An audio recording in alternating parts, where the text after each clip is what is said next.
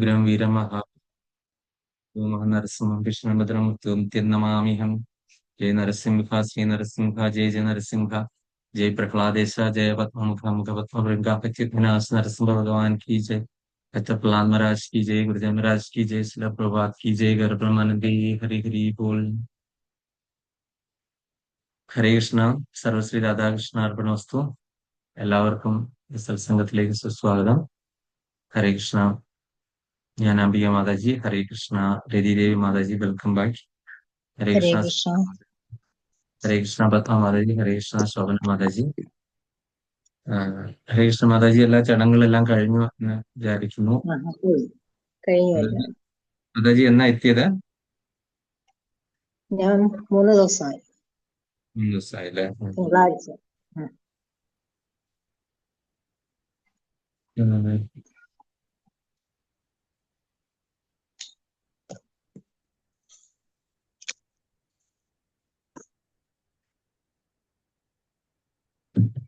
അപ്പോൾ നമ്മള് ഇന്നത്തെ പ്രേയേഴ്സ് ഇതുപോലെ ഒരുപാട് പേര്, ഞാൻ ഭാഗവതത്തിലെ ഒരു ശ്ലോകം കുറച്ചു മുൻപ് സംസ്കൃതം ക്ലാസ്സിൽ അത് എടുത്തതേ ഉള്ളൂ. ഭാഗവതത്തിന്റെ ഒന്നാമത്തെ സ്കന്ധത്തിലെ ഒന്നാമത്തെ ചാപ്റ്ററിലുള്ളതാണ്.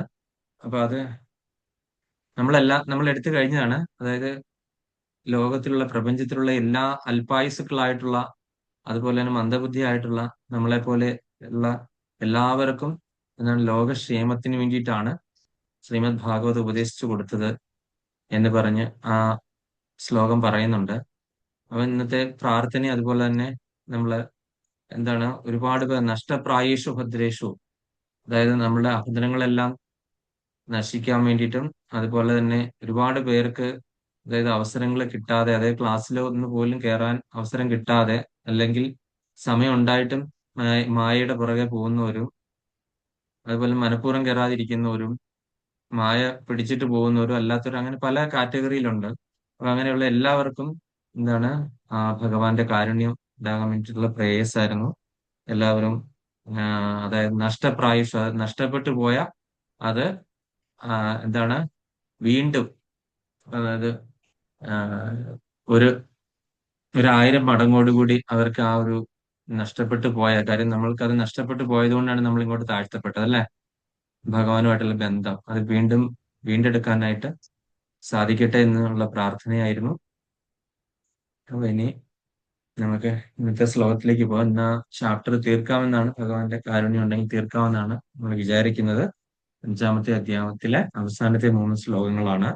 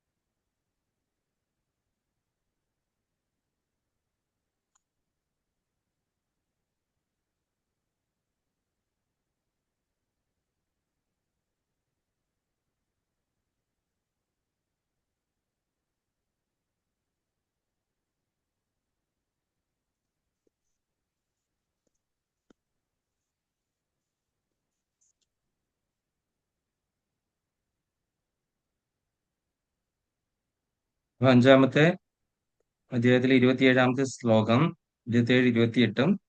സ്പർശാൻ കൃത്വാ ബഹിർബാഹ്യാംശ്ചക്ഷുശ്ചൈവാന്തരേ ഭ്രുവോഃ പ്രാണൗ പാനൗ സമൗ കൃത്വാ നാസാഭ്യന്തര ചാരിണൗ യതേന്ദ്രിയമനോ ബുദ്ധിർമുനിർമോക്ഷപരായണഃ വിഗതേച്ഛാ ഭയക്രോധാ യാ സദാ മുക്ത ഏവ സാം.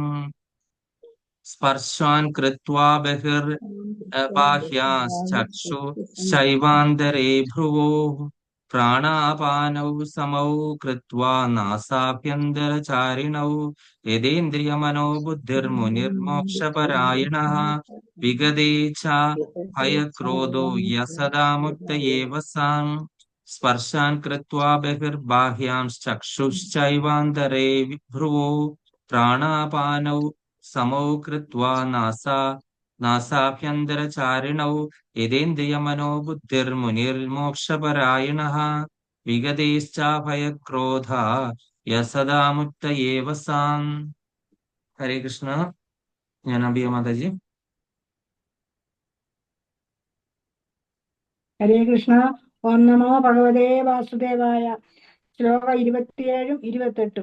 സ്പർശാൻ കൃത്വാ ബഹിർബാഹ്യാം ചക്ഷു ചൈവാന്തരേ ഭ്രുവഃ പ്രാണാപാനൗ സമൗ കൃത്വാ നാസാഭ്യന്തരചാരിണൗ യതേന്ദ്രിയമനോബുദ്ധിർ മുനിർമോക്ഷപരായണഃ വിഗതേച്ഛ ഭയക്രോധായ സദാ മുക്തായ വസാഹ. ഹരേ കൃഷ്ണ. ഹരേ കൃഷ്ണ. രതിദേവി മാതാജി. ഓം നമോ ഭഗവതേ വാസുദേവായ. ഹരേ കൃഷ്ണ.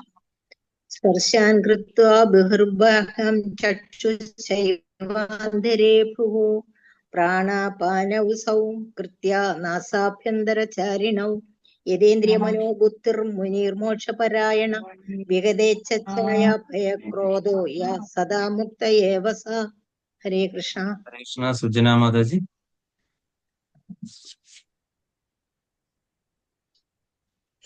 മാതാജി മൈക്ക് ഓൺ ആക്കണം. കേൾക്കാൻ പറ്റുന്നില്ല. മാതാജി അവിടെ ഇരുന്ന് വായിക്കുന്നുണ്ടായിരിക്കും, കേൾക്കാൻ പറ്റുന്നില്ല.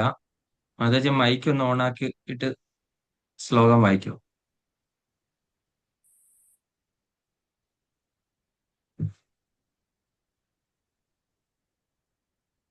ഹരേ കൃഷ്ണ. പത്മ മാതാജി.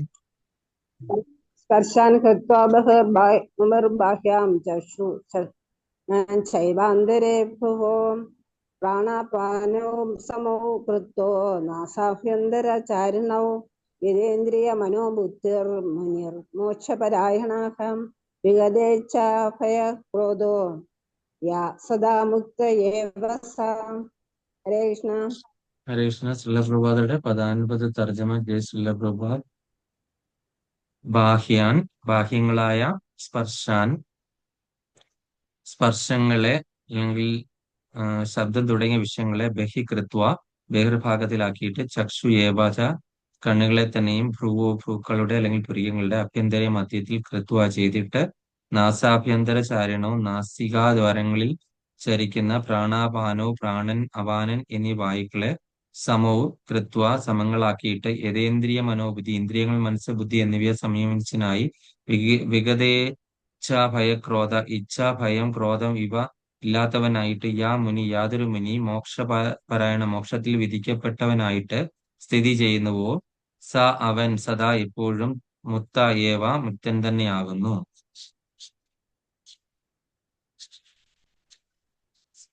ഇനി അടുത്ത ശ്രീലപ്രഭാതയുടെ വിവർത്തനം ഭാവാർത്ഥം. Divine grace A C Bhaktivedanta Swami Srila Prabhupada. Jaya Srila Prabhupada. ബാഹ്യ വിഷയങ്ങളെ എല്ലാം നിരോധിച്ചും പുരികങ്ങൾക്കിടയിൽ ദൃഷ്ടി ഉറപ്പിച്ച് ശ്വാസോച്ഛ്വാസങ്ങളെ നാസാരന്ധ്രങ്ങളിൽ സമനിലയിൽ നിർത്തിയും ഇന്ദ്രിയങ്ങളെയും മനസ്സിനെയും ബുദ്ധിയെയും നിയന്ത്രിച്ച് മുക്തി ലക്ഷ്യമാക്കിയ യോഗി രാഗദ്വേഷങ്ങളിൽ നിന്നും ഭയത്തിൽ നിന്നും മോചനം നേടുന്നു.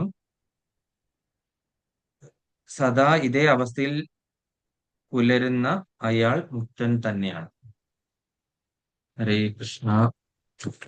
അപ്പോൾ നമ്മള് ഇന്നലെ പാണ്ഡവ നിർജ്ജല ഏകാദശി ആയിരുന്നു അല്ലെ? എത്ര പേർക്ക് അത് നിർജ്ജലമായിട്ട് എടുക്കാൻ പറ്റി? എല്ലാരും ആരോഗ്യാവസ്ഥയില് എടുത്തു. ഏകാദശി എടുത്തു. നിർജ്ജലമല്ലായിരുന്നു, ഏകാദശി എടുത്തു. ഹരേ കൃഷ്ണ. നിർജ്ജലം നിർജ്ജല എടുക്കാനായിട്ട് എല്ലാവരും മെഡിസിൻ ഒക്കെ കഴിക്കുന്നവർക്കും നമുക്ക് കുറച്ചുകൂടെ ഒക്കെ അങ്ങ് പ്രായം ചെന്ന് കഴിഞ്ഞാൽ നമുക്ക് പറ്റില്ല അല്ലെ? കാലങ്ങൾ ഇങ്ങനെ കഴിഞ്ഞു പോകും. നമ്മള് ആകാവുന്ന കാലത്തൊന്നും നമുക്ക് ഇത് അറിയേയില്ലായിരുന്നു. അറിഞ്ഞു കഴിഞ്ഞപ്പോ എടുത്തിട്ടുണ്ട്. അറിഞ്ഞു കഴിഞ്ഞപ്പോ പക്ഷെ ഇതൊന്നും നമുക്ക് ആരോഗ്യം നമ്മളെ സമ്മതിക്കുന്നു.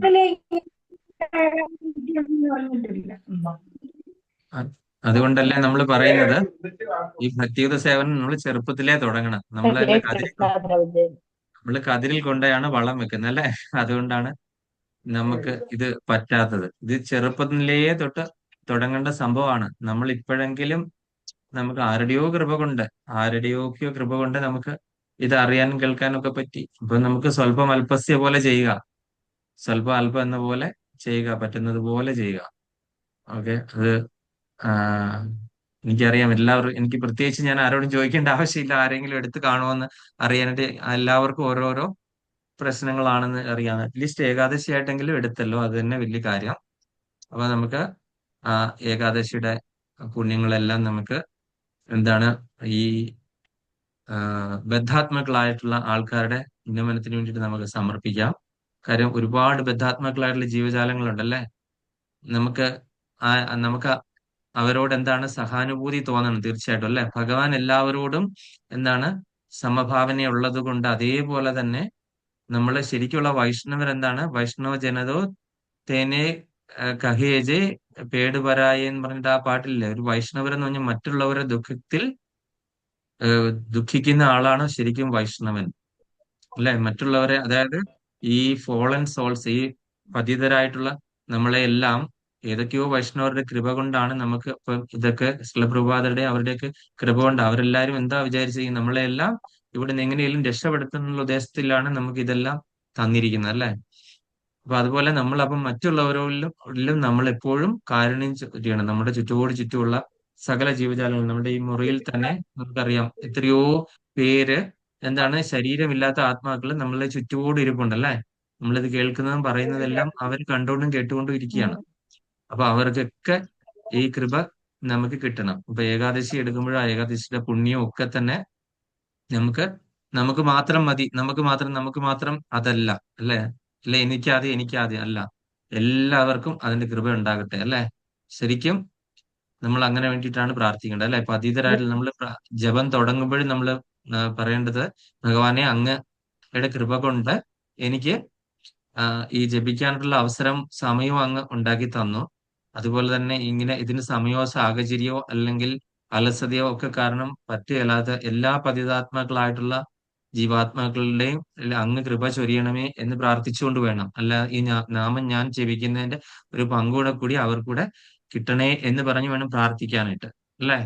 നമുക്ക് നമ്മളുടെ ആ ഒരു ബെനിഫിറ്റ്സിന് വേണ്ടിയിട്ട് നമ്മൾ ഒരിക്കലും ഹരിനാമം ജപിക്കരുത്. നമ്മൾ മറ്റുള്ളവർക്ക് വേണ്ടി, മറ്റുള്ളവരെ ഉദ്ധരിക്കാൻ വേണ്ടിയിട്ട് വേണം നമ്മൾ ജപിക്കാനായിട്ട്. അതുകൊണ്ടല്ലേ ലോകാസമസ്ത സുനോ ഭഗവന്തോ എന്ന് പറഞ്ഞ ഈ മന്ത്രമൊക്കെ തന്നെ നമുക്ക് വന്നത് അല്ലേ. അപ്പം ഇവിടെ ഈ ശ്ലോകത്തില് നമ്മൾ പറഞ്ഞിരിക്കുന്നത്, പ്രഭുജി ഒരു സംശയം ചോദിക്കട്ടെ പ്രഭുജി? ചോദിച്ചോളൂ. നമ്മൾ ഈ ഏകാദശി വ്രതമായിട്ടിരിക്കുകയാണ്, അപ്പോഴേ ആ അടുത്ത് വീട്ടിൽ ഒരാൾ മരിച്ചു, അപ്പൊ ആ മരണത്തിന് പോകാമോ? ഏകാദശി വ്രതമായിട്ടിരിക്കുന്ന സമയത്ത് ഈ മരണക്രിയകളിൽ പങ്കെടുക്കാതിരിക്കുന്ന നല്ലത്.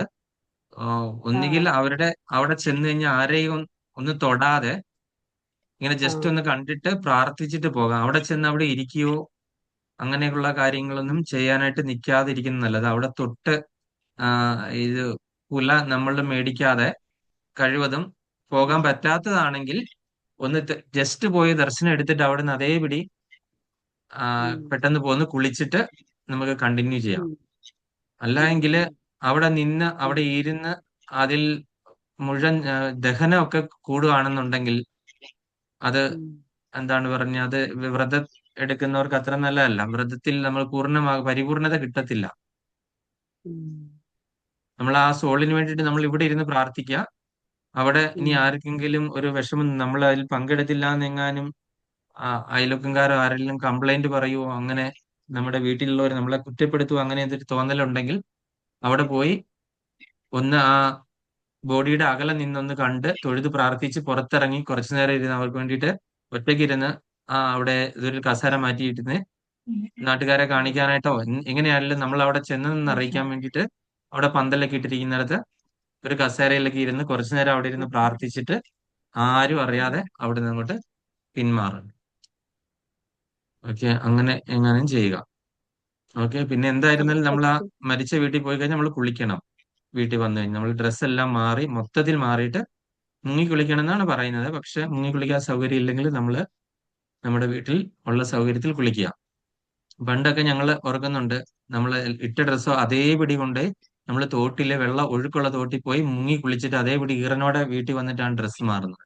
വീട്ടിൽ കയറ്റത്തില്ല അമ്മയൊന്നും. അങ്ങനെയായിരുന്നു. അത് അതിപ്പോഴും ഉണ്ട് പ്രഭു.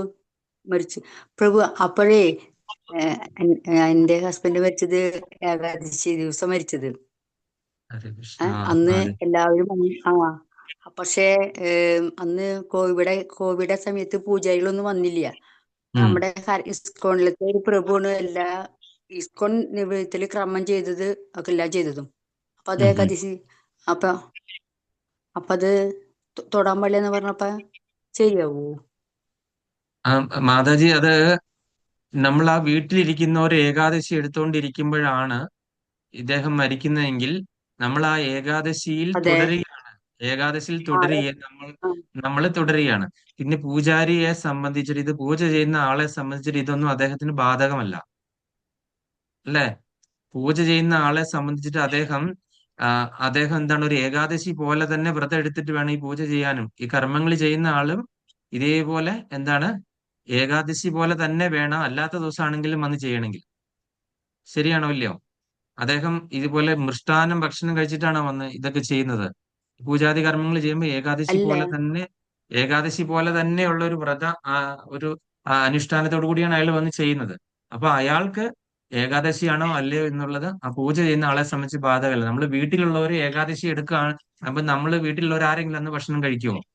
ഇല്ല, നമ്മൾ ഏകാദശി കണ്ടിന്യൂ ചെയ്യുവാണ്, അല്ലേ? അപ്പം വ്രതം മുറിഞ്ഞോ ഇല്ലയോ എന്നുള്ളത് നമ്മൾ ആശങ്കപ്പെടേണ്ട കാര്യമില്ല. നമ്മൾ ആ ആത്മാവിന് വേണ്ടിയിട്ട് നമ്മൾ പ്രാർത്ഥിക്കുക. ആ ആത്മാവും എന്താണ്, ഏകാദശി ചിലപ്പോൾ എടുത്തുകൊണ്ടിരുന്നപ്പോഴായിരിക്കും മരിക്കുന്നത്. നമ്മളുടെ കൂടെ തീർത്ഥാടനത്തിന് പോകുന്ന ഒരു പ്രഭു അവിടെ വെച്ച് മരിച്ചു. അദ്ദേഹം ഏകാദശി നോയമ്പ് വിടുന്നതിന് മുൻപെയാണ് മരിച്ചത്. എനിക്ക് എന്റെ കൂടെ പോകുന്നവരാരൊക്കെയാന്ന് അറിയാം, അല്ലെ? രതിദേവി മാതാജി, ജ്ഞാനാംബിക മാതാജി, അവരൊക്കെ ഉണ്ടായിരുന്നു. മല്ലിക മാതാജി ഇല്ലായിരുന്നു, ഗീതാ മാതാജി ഒക്കെ ഉണ്ടായിരുന്നു, അല്ലെ? അന്ന് ഒരാൾ മരിച്ചത് ഏകാദശിയിലാണ് മരിച്ചത്. അത് രഥയാത്ര, ജഗന്നാഥ രഥയാത്രയും ഒക്കെ കഴിഞ്ഞിട്ടാണ്. ഞാനും ഉണ്ടായിരുന്നു. മാതാജി, ലൈല മാതാജി ഉണ്ടായിരുന്നു. അപ്പം ഞാനും ഉണ്ടായിരുന്നു. പത്മ മാതാജി, നിങ്ങൾ ഇത്രയും പേരുണ്ടായിരുന്നു, അല്ലെ? അന്ന് ഏകാദശി പിറ്റേ ദിവസം. ഹരിബോൾ. ശാന്തകുമാരി മാതാജി ഉണ്ടായിരുന്നു, ഞാൻ വിട്ടുപോയി. അപ്പം ശരി ശരി. അപ്പോഴെന്താ ചെയ്തു, ഞങ്ങൾ ആരും ഏകാദശി കാര്യം, ഞാൻ ആ ഏകാദശിയിൽ ഇരിക്കെ ചെയ്തതാണ്. ഞാൻ അദ്ദേഹത്തിന് ഇവിടെ ഈ നെഞ്ച് തീരുമാനിട്ട് പോയാൽ മരിച്ചുകൊണ്ടിരിക്കുന്ന ഒരു വ്യക്തിയാണ് ഞാൻ നെഞ്ച് തീരുമാനമായിട്ട് പോയത്, അല്ലെ? അദ്ദേഹം ആ തണുത്ത് എന്റെ കൈകളിലായിരുന്നു കിടന്നത്. ഞാനപ്പോ അവിടെ വെച്ചിട്ട് ഒരുപാട് പ്രാർത്ഥിച്ചതും എല്ലാം ആ സമയത്ത് വെച്ചാൽ. പക്ഷെ പിറ്റേ ദിവസം നമ്മൾ കുളിച്ചിട്ട് പാരണ വീടി, നമ്മൾ എല്ലാവരും പിറ്റേ ദിവസം തീർത്ഥയാത്ര തുടരുകയും ചെയ്തു. നമ്മൾ ആരും അത് മുടങ്ങിയില്ല. പക്ഷെ നമുക്കത് പറ്റുമോ, പങ്കെടുക്കാതിരിക്കാൻ പറ്റുമോ? ഉറങ്ങിയില്ല എന്നുള്ള ആ ഒരേ ഒരു കാര്യം മാത്രമേ സംഭവിച്ചിട്ടുള്ളൂ. ആശുപത്രിയിൽ ഈ ബോഡിയും കൊണ്ട് നമ്മൾ അവിടെ ചെന്നു. ബോഡിയാണെന്ന് അറിയില്ലായിരുന്നു, ജീവൻ എങ്ങനെയും തിരിച്ചു കിട്ടുമെന്നുള്ള പ്രാർത്ഥനയോടെ പോയി. അവിടെ ചെന്നപ്പോൾ അവർ പറഞ്ഞു നേരത്തെ തന്നെ മരിച്ചിരിക്കുന്നു എന്ന് പറഞ്ഞു. മനസ്സിലായില്ല മാതാജി? അപ്പൊ അതുകൊണ്ട് നമ്മള് വീട്ടിലിരിക്കുന്നവര് ഏകാദശി, ഇപ്പൊ ഞങ്ങള് അന്ന് എനിക്ക് തോന്നുന്നു മാക്സിമം ആൾക്കാർ ഏകാദശിയാണ്. ഞങ്ങള് ഏകാദശി പ്രസാദം കൊണ്ടാ പോയ വഴിക്കൊക്കെ പഞ്ചപാണ്ഡവ ക്ഷേത്രത്തിൽ തൊഴാനായിട്ട് പോയത്. ഏകാദശി എടുത്തോണ്ടാ പോയത്. പോരുന്ന വഴിയിലൊക്കെ നമുക്ക് ഏകാദശി പ്രസാദം ഇവിടെ നിന്ന് ഉണ്ടാക്കി അവിടെ കൊണ്ടു തന്നു. ഇദ്ദേഹം ഏകാദശി പ്രസാദവും എല്ലാം കഴിച്ചിട്ടാണ്, ചപ്പൻ ഭോഗ് കഴിച്ചിട്ട് രഥയാത്രയും കഴിഞ്ഞിട്ടാണ് ഇദ്ദേഹത്തിന്റെ അവസാന സമയവും, അല്ലേ? മരച്ചീനി കപ്പയായിരുന്നു, കപ്പയും കട്ടൻ കാപ്പിയും ഒക്കെ ആയിരുന്നു അന്ന്. ഇപ്പോഴും ഓർക്കുന്നു.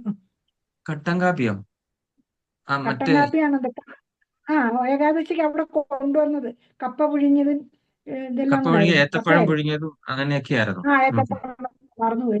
2 വർഷം കഴിഞ്ഞില്ലേ? മൂന്നാമത്തെ വർഷമല്ലേ? 3 വർഷം കഴിഞ്ഞു. അപ്പൊ അങ്ങനെ മാതാജി, നമ്മള് ആ മരിച്ച ആളും അദ്ദേഹത്തിന്റെ മാതാജിയും ഈ 1 മണിയായ സമയത്താണ് രാത്രിയിൽ മരിക്കുന്നത്. രാത്രിയിൽ 1 മണിയോളം ആയി മരിക്കുന്ന സമയമായപ്പോഴത്തേനും അദ്ദേഹത്തിന്റെ കൂടെ വന്നവരും ഞങ്ങളും എല്ലാവരും ഏകാദശിയായിരുന്നു. മിക്കവാറും എല്ലാവരും തന്നെ ഏകാദശിയായിരുന്നു. ഞങ്ങൾ ബാക്കിയുള്ളവരെല്ലാരും എന്ത് ചെയ്തു, അറിയാത്തവരും ഉണ്ട്, ഇത് മരിച്ചെന്ന് അറിയാത്തവരും ഉണ്ട്. അവരെല്ലാം കുളിച്ചു കഴിഞ്ഞ് എല്ലാവരും പാരണ വീടി. ഓക്കെ. അപ്പം ഞങ്ങള് എന്താണ് പിന്നെ ഈ ബോഡി കാണാനായിട്ട് പിന്നെ ഹോസ്പിറ്റലില് മോർച്ചറിയിലല്ലായിരുന്നോ, അതുകൊണ്ട് ആരും തന്നെ വന്നില്ല. ഞങ്ങളെല്ലാരും മരണം കഴിഞ്ഞ ആ വീട്ടിൽ പോയി. പിന്നെ മൂന്നോ നാലോ ദിവസമായപ്പോ അവിടെ പോകുമായിരുന്നു എല്ലാരും. അവിടെ പറ്റിയ ആൾക്കാരെല്ലാരും കൂടെ കൂടി പോയി. വീട് അദ്ദേഹത്തിന്റെ വീട് എടപ്പള്ളിയിലായിരുന്നു. അവിടെ എറണാകുളം പോവാറ്. അവിടെ അവിടെ ഞങ്ങള് കുറച്ച് പേര് തന്നെ, എനിക്ക് സതി മാതാജിയും അങ്ങനെ ആരൊക്കെയോ വന്നു, തൃപ്പൂണിത്തറയുള്ള 2 മാതാജിമാരും അങ്ങനെ ആരൊക്കെയോ വന്നിരുന്നു. ഞങ്ങൾ അവിടെ പോയി കാണുമായിരുന്നു. അപ്പൊ അതിന്റെ അർത്ഥം എന്ന് പറഞ്ഞു കഴിഞ്ഞാൽ, നമ്മൾ ആ ഏകാദശിയിൽ തന്നെ ഇവിടെ മരിച്ച വ്യക്തിയും ഏകാദശിയാണ്, അയാളും പാരണ വിടുന്നില്ല. കർമ്മം ചെയ്യാൻ വരുന്ന ആള് ഏകാദശി പോലെ വ്രതം എടുത്തിട്ട് വേണം ഈ കർമ്മം ചെയ്യേണ്ട ആള് അത് പങ്കെടുക്കാൻ, ആ കർമ്മം ചെയ്യാനായിട്ട്. അതൊരു വൈഷ്ണവനായിട്ടുള്ള വ്യക്തിയല്ലേ. അപ്പൊ അയാളെ സംബന്ധിച്ചിട്ട് അതൊരു മരണം നടന്നു, അതിന്റെ വാലായ്മ ഒന്നും അദ്ദേഹത്തിനെ ബാധിക്കുന്നില്ല. നമ്മളെ പോലുള്ള സാധാരണക്കാരുടെ കാര്യമാണ് ഞാനിപ്പം ഈ ലൈല മാതാജിയോട് പറഞ്ഞത്. ഓക്കെ മാതാജി, ഹരേ കൃഷ്ണ. ഹരേ കൃഷ്ണ.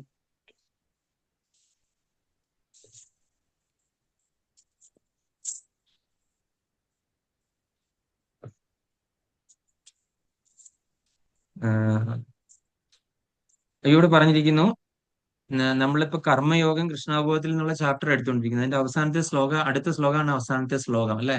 ഇനി അടുത്തത് ഭഗവാൻ എന്ത് തുടങ്ങണം? ധ്യാന യോഗം തുടങ്ങണം അല്ലെ, ധ്യാന യോഗം. അപ്പം ധ്യാന യോഗം എന്ന് പറഞ്ഞാൽ മെഡിറ്റേഷൻ അല്ലെ. നമ്മള് സത്യയുഗത്തിലൊക്കെ അനുഷ്ഠിച്ചുകൊണ്ടിരുന്ന ആ ധ്യാന യോഗത്തിലേക്ക് പോകണം. അതായത് ധ്യാന യോഗത്തിൽ പോകുന്ന ഒരുപാട് വ്യക്തികളുണ്ടല്ലോ, യോഗികളും ഒക്കെ ഉള്ള ആൾക്കാര്. അപ്പൊ അതും പറഞ്ഞു കേൾപ്പിക്കണം, നീ ഈ പ്രോസസ്സിൽ കൂടെ വേണമെങ്കിലും പോകാം. അപ്പൊ അങ്ങനെ അതിന്റെ ഒരു തുടക്കം ഇവിടെ നിട്ട് കൊടുക്കുകയാണ്. ഈ ചാപ്റ്ററിൽ നിന്ന് അതിന്റെ ഒരു തുടക്കം, ഒരു തിരി കൊളുത്തി ഇട്ടിട്ടാണ് ഭഗവാൻ അടുത്ത ചാപ്റ്ററിലേക്ക് ജമ്പ് ചെയ്യുന്ന, ധ്യാനയോഗ 6-ാമത്തെ അധ്യായത്തിലേക്ക് പോകുന്നത്. അപ്പൊ ആ തിരി കൊളുത്തുന്ന ശ്ലോകമാണ് ഇത്. ബാഹ്യ വിഷയങ്ങളെ എല്ലാം നിരോധിച്ചും പുരികങ്ങൾക്കിടയിൽ ദൃഷ്ടി ഉറപ്പിച്ചും ശ്വാസോച്ഛ്വാസങ്ങളെ ദ്വാരങ്ങളിൽ സമനിലയിൽ നിർത്തിയും ഇന്ദ്രിയങ്ങളെയും മനസ്സിനെയും ബുദ്ധിയെയും നിയന്ത്രിച്ച് മുക്തി ലക്ഷ്യമാക്കിയ യോഗി രാഗദ്വേഷങ്ങളിൽ നിന്നും ഭയത്തിൽ നിന്നും മോചനം നേടുന്നു. സദാ ഇതേ അവസ്ഥയിൽ പുലരുന്ന അയാൾ മുക്തൻ തന്നെ. അപ്പൊ മുക്തനായിട്ടുള്ള ഒരു വ്യക്തി എന്താ വെച്ച് കഴിഞ്ഞാൽ, അദ്ദേഹം ഈ യോഗികൾ ചെയ്യുന്ന കാര്യങ്ങൾ എന്തൊക്കെയാണ്? ബാഹ്യ വിഷയങ്ങൾ. നമുക്കറിയാം, ഹിമാലയത്തിലൊക്കെ ഒരുപാട് പേര് മഞ്ഞിലൊക്കെ വസ്ത്രം ഇല്ലാതെ പോലും തപസ്സിരിക്കുന്നുണ്ട്, ഐസ് കട്ടയുടെ മുകളിൽ അല്ലെ. അവരെന്താണ്? ബാഹ്യ വിഷയങ്ങളൊന്നും അവരെ ബാധിക്കില്ല. നാട്ടിലെ ന്യൂസ് പേപ്പറോ വാട്സപ്പ് യൂണിവേഴ്സിറ്റിയിൽ നിന്നോ ഫേസ്ബുക്ക് യൂണിവേഴ്സിറ്റിയിൽ നിന്നോ പത്രങ്ങളിൽ നിന്നോ ഉള്ള ഈ വാർത്തകളൊന്നും കേട്ടിട്ട് അദ്ദേഹം ഇതൊന്നും അവരത് അറിയുന്ന പോലും ഇല്ല. അതിലൊന്നും മഴ വരുന്നോ വെയിൽ വരുന്നോ മഞ്ഞ് വരുന്നതോ ഒന്നും അവരെ ബാധിക്കുന്നില്ല. അപ്പൊ എന്താണ്? ബാഹ്യ വിഷയങ്ങളെ ഫുള്ള് നിരോധിച്ചു. അതായത് ഈ ചെവി ക്ലോസ് ചെയ്തിരിക്കുകയാണ് ബാഹ്യ വിഷയങ്ങളിൽ നിന്ന് അല്ലെ. അവർക്ക് എന്തെങ്കിലും വിഷയമുണ്ടോ? അവർക്ക് വീട്ടുകാരുണ്ടോ? ഇല്ല. 400 വയസ്സായവരാണ് അല്ലെ. ആരെങ്കിലും ബന്ധുക്കളോ ഇവരെല്ലാം ബന്ധുക്കളെല്ലാം എത്രയോ നാൾ മുൻപേ ഉപേക്ഷിച്ചിട്ട് പോകുന്ന വ്യക്തികളാണ് അല്ലെ. അപ്പൊ അങ്ങനെ ഒരു ബന്ധുക്കളും ഇല്ല. പിന്നെ ഇദ്ദേഹം ഏതെങ്കിലും ഒരു വീട്ടിലേക്ക് തിരിച്ചില്ലാണെന്നുണ്ടെങ്കിൽ, ഞാൻ നിങ്ങളുടെ പൂർവികനാന്ന് പറഞ്ഞു കഴിഞ്ഞാൽ ആരെങ്കിലും അക്സെപ്റ്റ് ചെയ്യുമോ? എത്രയോ വർഷങ്ങൾക്ക് മുൻപേ പോയ, എത്ര തലമുറ കഴിഞ്ഞ് കാണും, 5-8-10 തലമുറ കഴിഞ്ഞ് കാണും. ഇദ്ദേഹത്തിന് 400 വയസ്സായവരാണ് അല്ലെ. അപ്പൊ അവരെ എന്ത് ചെയ്യും? ഈ ബാഹ്യ വിഷയങ്ങളെല്ലാം തന്നെ ഇവിടെ സ്റ്റോപ്പ് ചെയ്യും. കാര്യം അതൊന്നും അവരെ ബാധിക്കുന്നില്ല. പിന്നെ എന്താണ്? പുരികങ്ങൾക്കിടയിൽ ദൃഷ്ടി ഉറപ്പിച്ചും. അവരുടെ ദൃഷ്ടി എന്ത് ചെയ്യും? ഈ പുരികങ്ങൾക്കിടയിൽ ഉറപ്പിക്കും. നിങ്ങൾക്ക് അങ്ങനെ സാധിക്കുമോ? ഈ രണ്ട് കണ്ണിന്റെ ദൃഷ്ടി ഈ പുരികങ്ങൾക്കിടയിൽ, ഈ ഭ്രൂമധ്യം എന്ന് പറയും, ഇവിടെ ഉറപ്പിക്കുക. പിന്നെ ശ്വാസോച്ഛ്വാസങ്ങളെ ദ്വാരങ്ങളിൽ സമനിലയിൽ നിർത്തിയും. അതായത് നമ്മളെ ഈ മൂക്കില് ശ്വാസത്തെ പിടിച്ചു നിർത്തുക, അങ്ങോട്ടും ഇങ്ങോട്ടും പോകാതെ ഒരേ രീതിയിൽ, അകത്തും പുറത്തും അല്ലാത്ത രീതിയിൽ മിഡിൽ പോർഷനിൽ നിർത്തുക. ഞാൻ അമ്മി മാതാജി പ്രാക്ടീസ് ചെയ്യാറുണ്ടോ അങ്ങനെ? അപ്പൊ അങ്ങനെ ഇന്ദ്രിയങ്ങളെ മനസ്സിനെയും ബുദ്ധിയെയും നിയന്ത്രിച്ച് മുക്തി ലക്ഷ്യമാക്കിയ. അപ്പൊ ഇന്ദ്രിയങ്ങളെ, നമ്മൾക്ക് എത്ര ഇന്ദ്രിയങ്ങളുണ്ട്? 6 ഇന്ദ്രിയങ്ങളുണ്ട് അല്ലെ. അപ്പൊ ആ 6 ഇന്ദ്രിയങ്ങളെയും പിന്നെ അതിന്റെ കൂടെ ബുദ്ധിയും കൂടെ കൂടി, 7-ാമത്തെ ആള് ബുദ്ധിയും കൂടെ കൂടി നമ്മൾ പിടിച്ച് എന്ത് ചെയ്യും? ഒരു പ്രത്യേക ഒരു പോയിന്റില് ഇങ്ങനെ പിടിച്ചു നിർത്തും. 6 ഇന്ദ്രിയം എന്ന് പറയുന്നത് മനസ്സോടെ കൂട്ടിയല്ലേ? അതെ. അപ്പൊ മനസ്സിനെയും അതുപോലെ തന്നെ ഇവിടെ 7-ാമത് ആളായ ബുദ്ധി, ഇന്ദ്രിയമല്ലെങ്കിലും ആ ബുദ്ധിയും കൂടെ കൂട്ടി, അങ്ങനെ 8 ആൾക്കാരെ നമ്മൾ ഒരേപോലെ നിയന്ത്രിച്ച് ഒരു പ്രത്യേക ബിന്ദുവിലാക്കി നിർത്തുവാണ് അല്ലെ. പ്രത്യേക ബിന്ദുവിലാക്കി എന്ന് പറഞ്ഞാൽ എന്താണ്? യാതൊരു തരത്തിലുള്ള ചിന്തയും ഇല്ല, ഒന്നിനെ പറ്റി അവിടെ ഒരു ചിന്തയില്ല അല്ലെ. ഈ ഏകാഗ്രത എന്ന് പറഞ്ഞ സംഭവം മാത്രമേ ഉള്ളൂ. ആരെങ്കിലും നമ്മൾ അവിടെ വിചാരിക്കുവോ? ദൈവത്തെ അവിടെ കാണുവോ? അല്ലെങ്കിൽ നമ്മൾ ഏതെങ്കിലും ഒരു സീനറി നാട്ടിൽ നടന്നത് കാണുവോ? അല്ല എന്റെ ചെറുപ്പത്തിലെ ഒരു സംഭവം കാണുവോ? അങ്ങനെയൊന്നുമില്ല. കാര്യം എന്താണ്? ഈ എല്ലാ കവാടങ്ങളും അടച്ചു. പിന്നെ എന്താണ്? ശ്വാസത്തെ ദൈവടെ പിടിച്ചു നിർത്തി മധ്യത്തില്. ശ്വാസം ഇങ്ങനെ വിടുക എടുക്കുക നമ്മൾ ചെയ്യുമ്പോൾ അറിയാം ഏകദേശം മധ്യാവസ്ഥ എവിടെയാണെന്നറിയാം. അങ്ങോട്ടും ഇല്ല ഇങ്ങോട്ടും അല്ല. പിന്നെ എന്താണ്? ദൃഷ്ടിയെ ഇങ്ങോട്ടേക്ക് ഭ്രൂമധ്യത്തിലേക്ക് കേന്ദ്രീകരിച്ചു. അതുപോലെ തന്നെ ഈ 8 മനസ്സിനെ 6 ഇന്ദ്രിയങ്ങളെ പിന്നെ 7ാമത്തെ ആളായ ബുദ്ധിയും കൂടെ കൂടി ഒരു ബിന്ദുവിൽ കേന്ദ്രീകരിച്ചു കഴിഞ്ഞാൽ ആ വ്യക്തിയുടെ അവസ്ഥ എന്താണ്? അദ്ദേഹം ഒരു യോഗയുക്തനാണെന്ന് പറയാം അല്ലെ. ഒരു യോഗ പ്രാക്ടീസ് ചെയ്തുകൊണ്ടിരുന്ന വ്യക്തിയാണല്ലോ. ഇത്രയും ഏകാഗ്രത വെക്കുക. അതായത് ശൂന്യമാണ് അല്ലെ. ശൂന്യവാദി എന്നൊക്കെ കേട്ടിട്ടില്ലേ? എല്ലാം ശൂന്യമാണ്, വേറൊന്നും തന്നെ അദ്ദേഹം കാണുന്നേ ഇല്ല. നമ്മൾ കൃഷ്ണാബോധത്തിലേക്ക് വരുമ്പോഴാണ് എന്താണ് അവിടെ ഭഗവാന്റെ സുന്ദര രൂപത്തെയൊക്കെ അവിടെ കാണുന്നതല്ല. അപ്പൊ ഇങ്ങനെയുള്ള ആൾക്കാർ എന്താണ് ചെയ്യുന്നത്?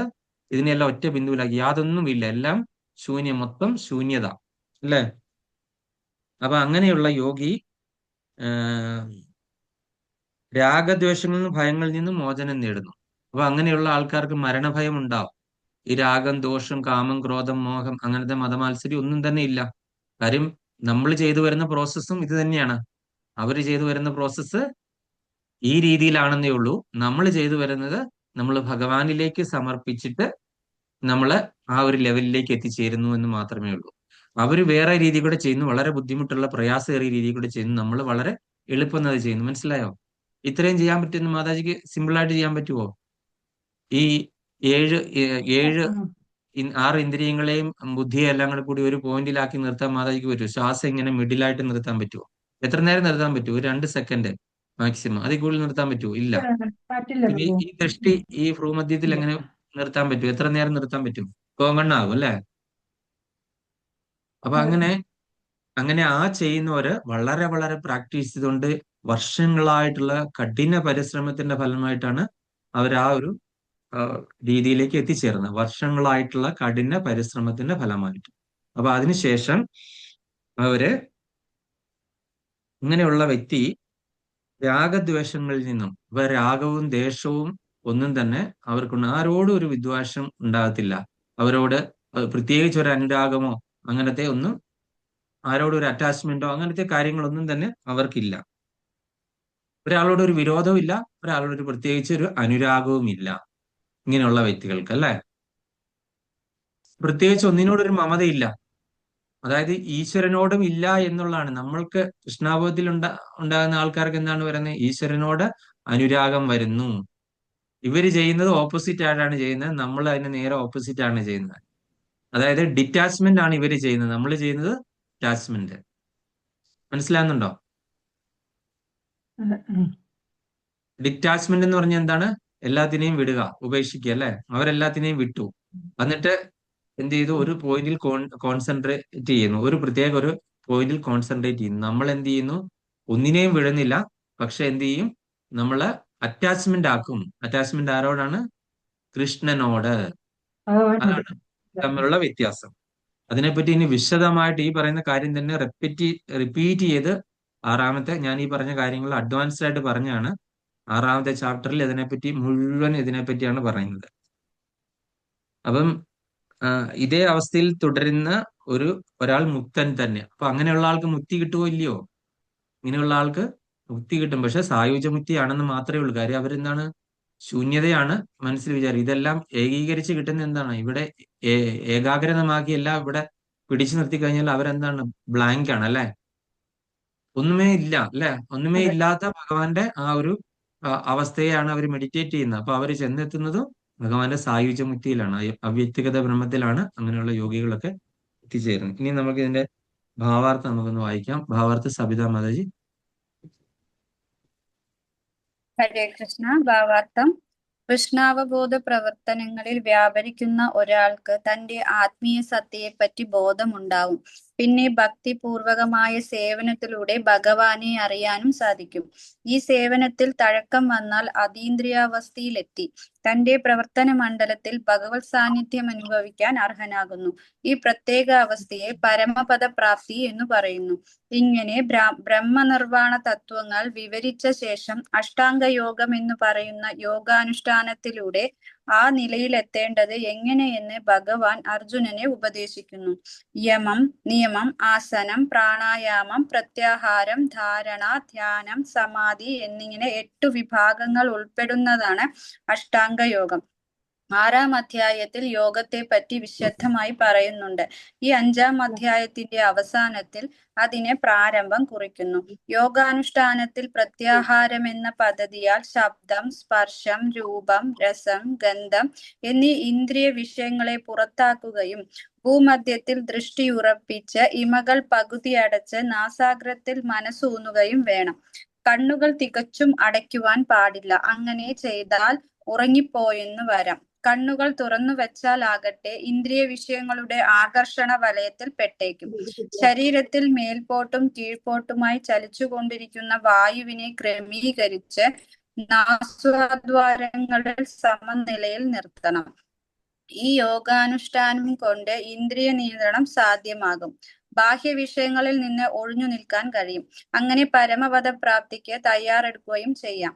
ക്രോധഭയദ്വേഗങ്ങളിൽ നിന്നും മോചനം നേടാനും അതീന്ദ്രിയാവസ്ഥയിൽ പരമാത്മാവിന്റെ സാന്നിധ്യം അനുഭവിക്കാനും സഹായിക്കുന്നതാണ് ഈ യോഗചര്യ.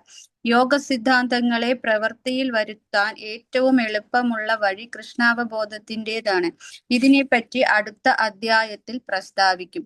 കൃഷ്ണാവബോധം ഉദിച്ച ഒരാൾ സദാ ഭക്തിപൂർവകമായ സേവനത്തിൽ ഏർപ്പെട്ടുകൊണ്ടിരിക്കയാൽ മറ്റു വിഷയങ്ങളിൽ ഇന്ദ്രിയങ്ങളെ വ്യാപരിപ്പിച്ച് അപകട സാധ്യത ഉണ്ടാക്കുന്നില്ല.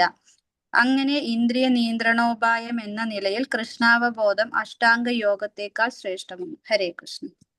കൃഷ്ണ. അപ്പൊ നമ്മളിവിടെ അഷ്ടാംഗ യോഗം എന്താണെന്ന് ഇവിടെ ഇന്ന് പറഞ്ഞു വെക്കുന്നു. അടുത്ത അധ്യായത്തിലാണ് ഡീറ്റെയിൽഡ് ആയിട്ട് പറയുന്നത് അല്ലെ.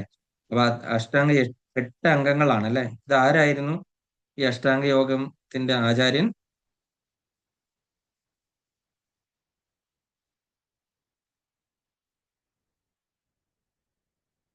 ഏത് മഹർഷിയാണ്?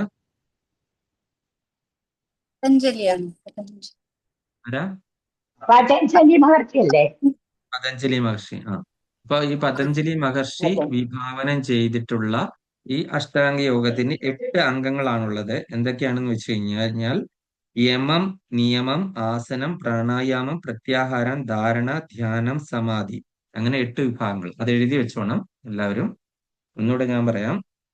യമം, നിയമം, ആസനം, പ്രാണായാമം, പ്രത്യാഹാരം, ധാരണ, അത് കഴിഞ്ഞ് ധ്യാനം, അത് ലാസ്റ്റ് സ്റ്റേജ് ആണ് സമാധി എന്ന് പറഞ്ഞ അവസ്ഥ. സമാധി അവസ്ഥ. ഒന്നുകൂടെ പറയാം. യമം, നിയമം, ആസനം, പ്രാണായാമം, പ്രത്യാഹാരം, ധാരണ, ധ്യാനം, സമാധി. അപ്പൊ ധ്യാന യോഗമാണ് നമ്മൾ അടുത്ത ചാപ്റ്റർ പഠിക്കുന്ന 6-ാമത്തെ അധ്യായം. അപ്പൊ അതിന്റെ ലാസ്റ്റ് അവസ്ഥയാണ് സമാധി എന്ന് പറഞ്ഞ അവസ്ഥ. സമാധിസ്ഥനാകുന്നത് എങ്ങനെയാണെന്ന് ആണ് മനസ്സിലാക്കാൻ പോകുന്നത്. അപ്പം ഇങ്ങനെ ഈ പതഞ്ജലി മഹർഷി പറഞ്ഞിട്ടുള്ള ഈ യോഗ ചര്യകള് അല്ലെങ്കിൽ ഈ അഷ്ടാംഗ യോഗം അഷ്ടാംഗ യോഗ പദ്ധതിയിൽ കൂടെ നമ്മൾ എന്തിനെയൊക്കെയാണ് നമ്മള് ഉപേക്ഷിക്കുന്നത്? ശബ്ദസ്പർശം, രൂപം, രസം, ഗന്ധം എന്നീ ഇന്ദ്രിയ വിഷയങ്ങളെ പുറത്താക്കുന്നു. എന്തിനെയൊക്കെയാണ്? ശബ്ദത്തിന് സംസാരിക്കാൻ പാടില്ല അല്ലെ. പിന്നെ സ്പർശം, ആരുടെ സ്പർശമില്ല. അപ്പൊ അതെവിടെയാണ് പോയിരിക്കുന്നത്? അങ്ങനെ ഈ ഏകാന്തമായ വനമേഖലകളിലോ അല്ലെങ്കിൽ ഈ ഹിമാലയത്തിലോ ഒക്കെ പോയിട്ടാണ് ഇരിക്കുന്നത്, ജനവാസമില്ലാത്ത സ്ഥലങ്ങളിൽ. രൂപം, ആരെയും കാണുന്നില്ല. പിന്നെ എന്താണ്? രസം, നമ്മൾ രുചിക്കുന്നില്ല. പിന്നെ ഗന്ധം എന്ന് മണക്കുന്നില്ല. കാര്യം ഇതെല്ലാം ഉണ്ടെങ്കിൽ എന്തെങ്കിലും നമ്മൾ അവിടെ ചെയ്തുകൊണ്ടിരിക്കുന്ന സമയത്ത് എന്തെങ്കിലും കറി ഉണ്ടാക്കുന്ന, വറക്കുന്ന, പൊരിക്കുന്നതിന്റെ സ്മെല്ല് വന്നു കഴിഞ്ഞാൽ നമുക്ക് ഇതിൽ നിന്ന് വിട്ടുപോകും അല്ലെ. ഈ അവസ്ഥയിൽ നിന്ന് നമ്മൾ പെട്ടെന്ന് തന്നെ വിട്ടുപോകും. നമ്മൾ എത്ര തലകുത്തി മറിഞ്ഞ് ചെയ്തു കഴിഞ്ഞാൽ നല്ല വീട്ടില് ഒരു വറയും പൊരിയൊക്കെ നടക്കണം, അതിന്റെ സ്മെല്ല് അടിച്ചു കഴിഞ്ഞാൽ ഉടനെ തന്നെ ആ സ്മെല്ല് ചെന്ന് കഴിഞ്ഞു കഴിഞ്ഞാൽ മനസ്സ് അവിടെ നിന്ന് എന്ത് ചെയ്യും? പതുക്കെ അങ്ങോട്ടേക്ക് ശ്രദ്ധ പോകും. അപ്പൊ നമ്മൾ ഈ കണ്ണ് രണ്ടുകൂടെ ഇങ്ങനെ ഈ നാവിന്റെ പാതി ഇവിടെ പറഞ്ഞിട്ടുണ്ട്, കണ്ണ് പാതിയെ തുറക്കാവുള്ളൂ. മുഴുവൻ തുറന്നിരുന്നാൽ എന്താണ്, പുറത്തുള്ള സംഭവങ്ങളൊക്കെ കാണും. അതുകൊണ്ട് പാതി അടഞ്ഞ കണ്ണുമായിട്ടാണ് ഇരിക്കുന്നത് അല്ലെ. നമ്മളിങ്ങനെ ഈ മൂക്കിന്റെ അറ്റത്തും അല്ലെങ്കിൽ ദേ ഈ ഭ്രൂമധ്യത്തിലും ഒക്കെ ആയിട്ട് നമ്മൾ ശ്രദ്ധ കേന്ദ്രീകരിച്ച് ഇങ്ങനെ വരുമ്പോഴത്തേക്കിനും നല്ല മണം ഇങ്ങോട്ട് വരുക. എന്താ ചെയ്യുന്നത്, ഉടനെ കോൺസെൻട്രേഷൻ പോയി. ഇന്ന് മാത്രം ബുദ്ധിമുട്ടാണല്ലേ. അപ്പൊ നമുക്ക് ഈ നമ്മൾ ഈ ഗൃഹസ്ഥരായിട്ട് നമ്മൾ ഈ നാട്ടിൻപുറത്ത് ജീവിക്കുന്ന ആൾക്കാർക്ക് ഇത് നടക്കുവോ? നാട്ടിൻപുറത്തോ ടൗണിലോ എവിടെ ജീവിക്കുന്നവർക്ക് ഇത് നടക്കുവോ ഈ ഒരു കാര്യം? ഇല്ല അല്ലെ. അപ്പൊ എന്തൊക്കെയാണ്? രസം, ഗന്ധം. രസം എന്ന് പറഞ്ഞാൽ എന്താണ്? രുചി അല്ലെ. അപ്പം ഈ നല്ല മണം വന്നു കഴിഞ്ഞാൽ ഉടനെ അടുത്ത് എന്താണ് സംഭവിക്കുന്നത്? അതൊന്ന് രുചിച്ച് നോക്കാനായിട്ട് നാവിന് ടെൻഡൻസി വരും. അപ്പൊ നാവിൽ നിന്ന് എന്ത് ചെയ്യും? ഉമ്മിനീര് ഇങ്ങനെ വരും, അത് രുചിക്കാൻ വേണ്ടിയിട്ടുള്ള. അതൊരു ഓട്ടോമാറ്റിക് പ്രോസസ്സാണ്. നിയന്ത്രിക്കാൻ പറ്റുമോ ആരെങ്കിലും? ആർക്കെങ്കിലും നിയന്ത്രിക്കാൻ പറ്റുമോ? അതായത് യോഗീശ്വരന്മാർ അത് നിയന്ത്രിച്ച ആൾക്കാരാണ്. പക്ഷെ അവരെന്താണ് ചെയ്യുന്നത്? അതിന് അതികഠിനമായ പ്രാക്ടീസ് ചെയ്തിട്ടാണല്ലേ നിയന്ത്രിച്ചത്. അതുകൊണ്ടാണ് അവർ ഇരിക്കുന്ന സ്ഥലവും നമ്മൾ ഇരിക്കുന്ന സ്ഥലം ജനവാസ സ്ഥലത്തല്ല ഇരിക്കുന്നത്. മനസ്സിലായല്ലോ? ഈ ഇത്രയും കാര്യങ്ങള് നിങ്ങൾ എഴുതി വെച്ചോണം. ശബ്ദം, സ്പർശം, രൂപം, രസം, ഗന്ധം എന്നീ ഇന്ദ്രിയ വിഷയങ്ങളെ പുറത്താക്കുക പൂർണ്ണമായിട്ടും. ഇതാണ് ഇന്ദ്രിയങ്ങളുടെ വിഷയങ്ങൾ. ഒന്നുകൂടെ പറയാം. ശബ്ദം, സ്പർശം, രൂപം, രസം, ഗന്ധം, ഈ 5 ഇന്ദ്രിയ വിഷയങ്ങളെ നമ്മൾ പുറത്താക്കിയിട്ടാണ് ഈ ഭ്രൂമധ്യത്തിൽ ദൃഷ്ടി ഉറപ്പിച്ച് ഇമകൾ പകുതി അടച്ച് നാസാഗ്രത്തിൽ മനസ്സൂന്നുകയും മനസ്സുകൊണ്ടേ നാസാഗ്രത്തിൽ കൊണ്ട് മൂക്കിന്റെ അറ്റത്ത് കൊണ്ടേ എത്തിച്ചു നിർത്തണം. കണ്ണുകൾ തികച്ചും അടയ്ക്കുവാൻ പാടില്ല. പൂർണ്ണമായിട്ട് അടച്ചു കഴിഞ്ഞാൽ എന്താണ്? ഉറക്കം വരും. അപ്പൊ അതുകൊണ്ട് അങ്ങനെ നിർത്തിക്കൊണ്ടാണ് ഈ യോഗാനുഷ്ഠാനം ചെയ്യുന്നത്. അപ്പൊ ഇന്ദ്രിയ നിയന്ത്രണം പൂർണ്ണമായിട്ടും സാധിക്കും ഇതുപോലെയുള്ള യോഗചര്യ ചെയ്യുവാണെന്നുണ്ടെങ്കിൽ. ഇപ്പൊ ബാഹ്യ വിഷയങ്ങളിൽ നിന്ന് ഒഴിഞ്ഞു നിൽക്കാനും കഴിയും. ഇങ്ങനെ ഒരാൾക്ക് പരമപദ പ്രാപ്തിക്കുള്ള തയ്യാറെടുപ്പാണ് ഇതൊക്കെ. നമുക്ക് ഭഗവാനിലേക്ക് പോകാനായിട്ടുള്ള തയ്യാറെടുപ്പുകളുടെ ഭാഗമായിട്ടാണ് ഈ പറയുന്ന യോഗ പ്രോസസ്സ് ചെയ്യുന്നത് അല്ലെ. അപ്പൊ ഈ പറയുന്ന അതീന്ദ്രിയ അവസ്ഥയിൽ, ഇപ്പൊ ഇങ്ങനെയുള്ള ഒരു അതീന്ദ്രിയ അവസ്ഥയിൽ നമ്മൾ പരമാത്മാവിന്റെ സാന്നിധ്യം അനുഭവിക്കാൻ സാധിച്ചു കഴിഞ്ഞെങ്കിൽ നമുക്ക് എന്താണ്, നമുക്ക് ഭഗവാന്റെ അടുത്തേക്ക് പോകാനായിട്ട് പറ്റും. പരമാത്മാ സാക്ഷാത്കാരം എന്ന് പറയുന്ന അവസ്ഥയിലേക്ക് എത്തിച്ചേരും. ഈ യോഗികള് അവിടെ പരമാത്മാവ് എന്ന് പറയുന്ന ഒരു എലമെന്റിനെ അവിടെ കൊണ്ടുവരുവാണെന്നുണ്ടെങ്കിൽ അവർക്ക് തീർച്ചയായിട്ടും ഭഗവാന്റെ അടുത്തേക്ക് പോകാൻ പറ്റും. എന്നാൽ ഈ കൃഷ്ണാവബോധം എന്ന് പറയുന്ന സംഭവം വളരെ വളരെ സിമ്പിൾ ആണ്. ഇതേപോലെ ഈ ഇത്രയും വലിയ കടുത്ത യോഗചര്യകളുടെ ആവശ്യമൊന്നുമില്ല. നമ്മൾ സാധാരണഗതിയിൽ നമ്മൾ ജീവിതം നയിക്കുന്നു. അതിന്റെ ഇടയ്ക്ക് വർഷത്തിൽ ഒരു ഏകാദശിയാണ് എങ്ങനെ വരുന്നത്, ഈ പറയുന്ന നിർജ്ജല ഏകാദശി ഇട്ട് വരുന്നത്. അതുപോലും തന്നെ നമുക്ക് ആർക്കും എടുക്കാനായിട്ട് പറ്റുന്നില്ല അല്ലെ. നിർജ്ജലമൊക്കെ എടുത്താൽ നമ്മൾ ചിലർ ഇന്നാളൊരു പ്രഭു 3-4 വർഷങ്ങൾക്ക് മുൻപെയാണ് മസ്കറ്റിലെ ഒരു പ്രഭു നിർജ്ജല ഏകാദശി എടുത്ത ചെറുപ്പക്കാരനാണ്. പക്ഷെ അദ്ദേഹത്തിന് എന്തോ അദ്ദേഹത്തിന് അസുഖങ്ങൾ ഉള്ള ആളായിരുന്നു. പക്ഷെ അത് വകവെക്കാതെ അദ്ദേഹം എടുത്തു കഴിഞ്ഞപ്പോൾ അദ്ദേഹത്തിന് അന്ന് തന്നെ തലകറങ്ങി വീട് ബോധം കെട്ട് ഹോസ്പിറ്റലിൽ കൊണ്ട് അവിടെ വെച്ച് മരിച്ചു പോവുകയും ചെയ്തു. അതിൽ പിന്നെ ഞങ്ങൾക്ക് കൃത്യമായിട്ട് ഇൻസ്ട്രക്ഷൻ തരുന്നുണ്ട്. ആരോഗ്യ അവസ്ഥ മെച്ചമല്ലാത്തവര് ആരൊക്കെ നിർബന്ധിച്ചു കഴിഞ്ഞാൽ ഏതൊക്കെ പോസ്റ്റ് നിങ്ങൾ വായിച്ചാലും കണ്ടാലും നിർജ്ജല ഏകാദശി എടുക്കാനായിട്ട് പ്രിസ്ക്രൈബ്ഡ് അല്ല. ഇത് പൂർണ്ണമായിട്ട് ആരോഗ്യാവസ്ഥയിലുള്ളവർ മാത്രമേ എടുക്കാവുള്ളൂ. മനസ്സിനെയൊക്കെ നിയന്ത്രിച്ച് പിടിച്ച് നിർത്താൻ പറ്റുന്നവർ മാത്രമേ എടുത്താൽ മതി എന്ന് പറഞ്ഞൊരു ഒരു നിർദ്ദേശം എല്ലാവരിലും സർക്കുലേറ്റ് ചെയ്തു അദ്ദേഹം മരിച്ചു പോയതോടുകൂടി. അപ്പൊ അതുകൊണ്ട് അതാണ് നമ്മളുടെയൊക്കെ അവസ്ഥ. നമ്മൾ അതിന്റെ പ്രായമല്ല, അതിന്റെ പ്രായം കഴിഞ്ഞു പോയി. പിന്നെ എന്താണ്, നമ്മൾ ബദ്ധാത്മാക്കളാണ് അല്ലെ. അപ്പൊ ഇന്ദ്രിയ വിഷയങ്ങളോട് കൂടുതൽ നമ്മൾ കെട്ടപ്പെട്ട് നമ്മൾ എന്താണ് അതിന്റെ പുറകെ പോയി. അല്ലെങ്കിൽ നമ്മളുടെ ഇപ്പൊ വേറൊരു കാര്യം പറയാം. നമ്മളിപ്പോ ഏകാദശി നമ്മൾ വീട്ടിലെടുക്കുക, നമ്മൾ ഒറ്റയ്ക്ക് എടുക്കുവാണെങ്കിൽ എന്തൊരു ബുദ്ധിമുട്ടായിരിക്കും.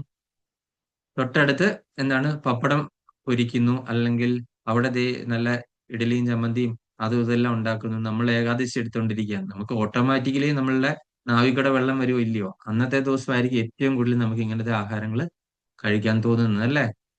അപ്പൊ എങ്ങനെ പറ്റും? ശരിക്കും ഏകാദശി എടുക്കാണ്ട് പറ്റുമോ? നമ്മൾ നാവില് അത് ഒരു ഉമ്മിനീര് വന്നു കഴിഞ്ഞാൽ തന്നെ ആ ഏകാദശി ഒരു ബ്രേക്ക് ചെയ്യുന്ന ഒരു ലെവലിലേക്ക് എത്തുക. നമ്മൾ നിർജ്ജല എടുത്ത് നമ്മൾ ഒരു സമാധിസ്ഥനായിട്ടിരിക്കുന്ന ഒരു അവസ്ഥയിൽ പോകുമ്പോൾ നമ്മളുടെ ചുറ്റുപാടുള്ള അന്തരീക്ഷം ശരിയല്ല. വീട്ടിൽ എല്ലാവരും എടുക്കുകയാണെന്നുണ്ടെങ്കിൽ ഓക്കെയാണ്. അല്ലെങ്കിൽ നമ്മൾ ഒറ്റയ്ക്ക് എടുത്തു കഴിഞ്ഞു കഴിഞ്ഞാൽ ഇതാണ്, മറ്റുള്ളവർ ഭക്ഷണം ഉണ്ടാക്കുകയും കഴിക്കുകയും ചെയ്യും. അല്ലെങ്കിൽ അറ്റ്ലീസ്റ്റ് അവർക്കൊരു സാമാന്യബോധം വേണം.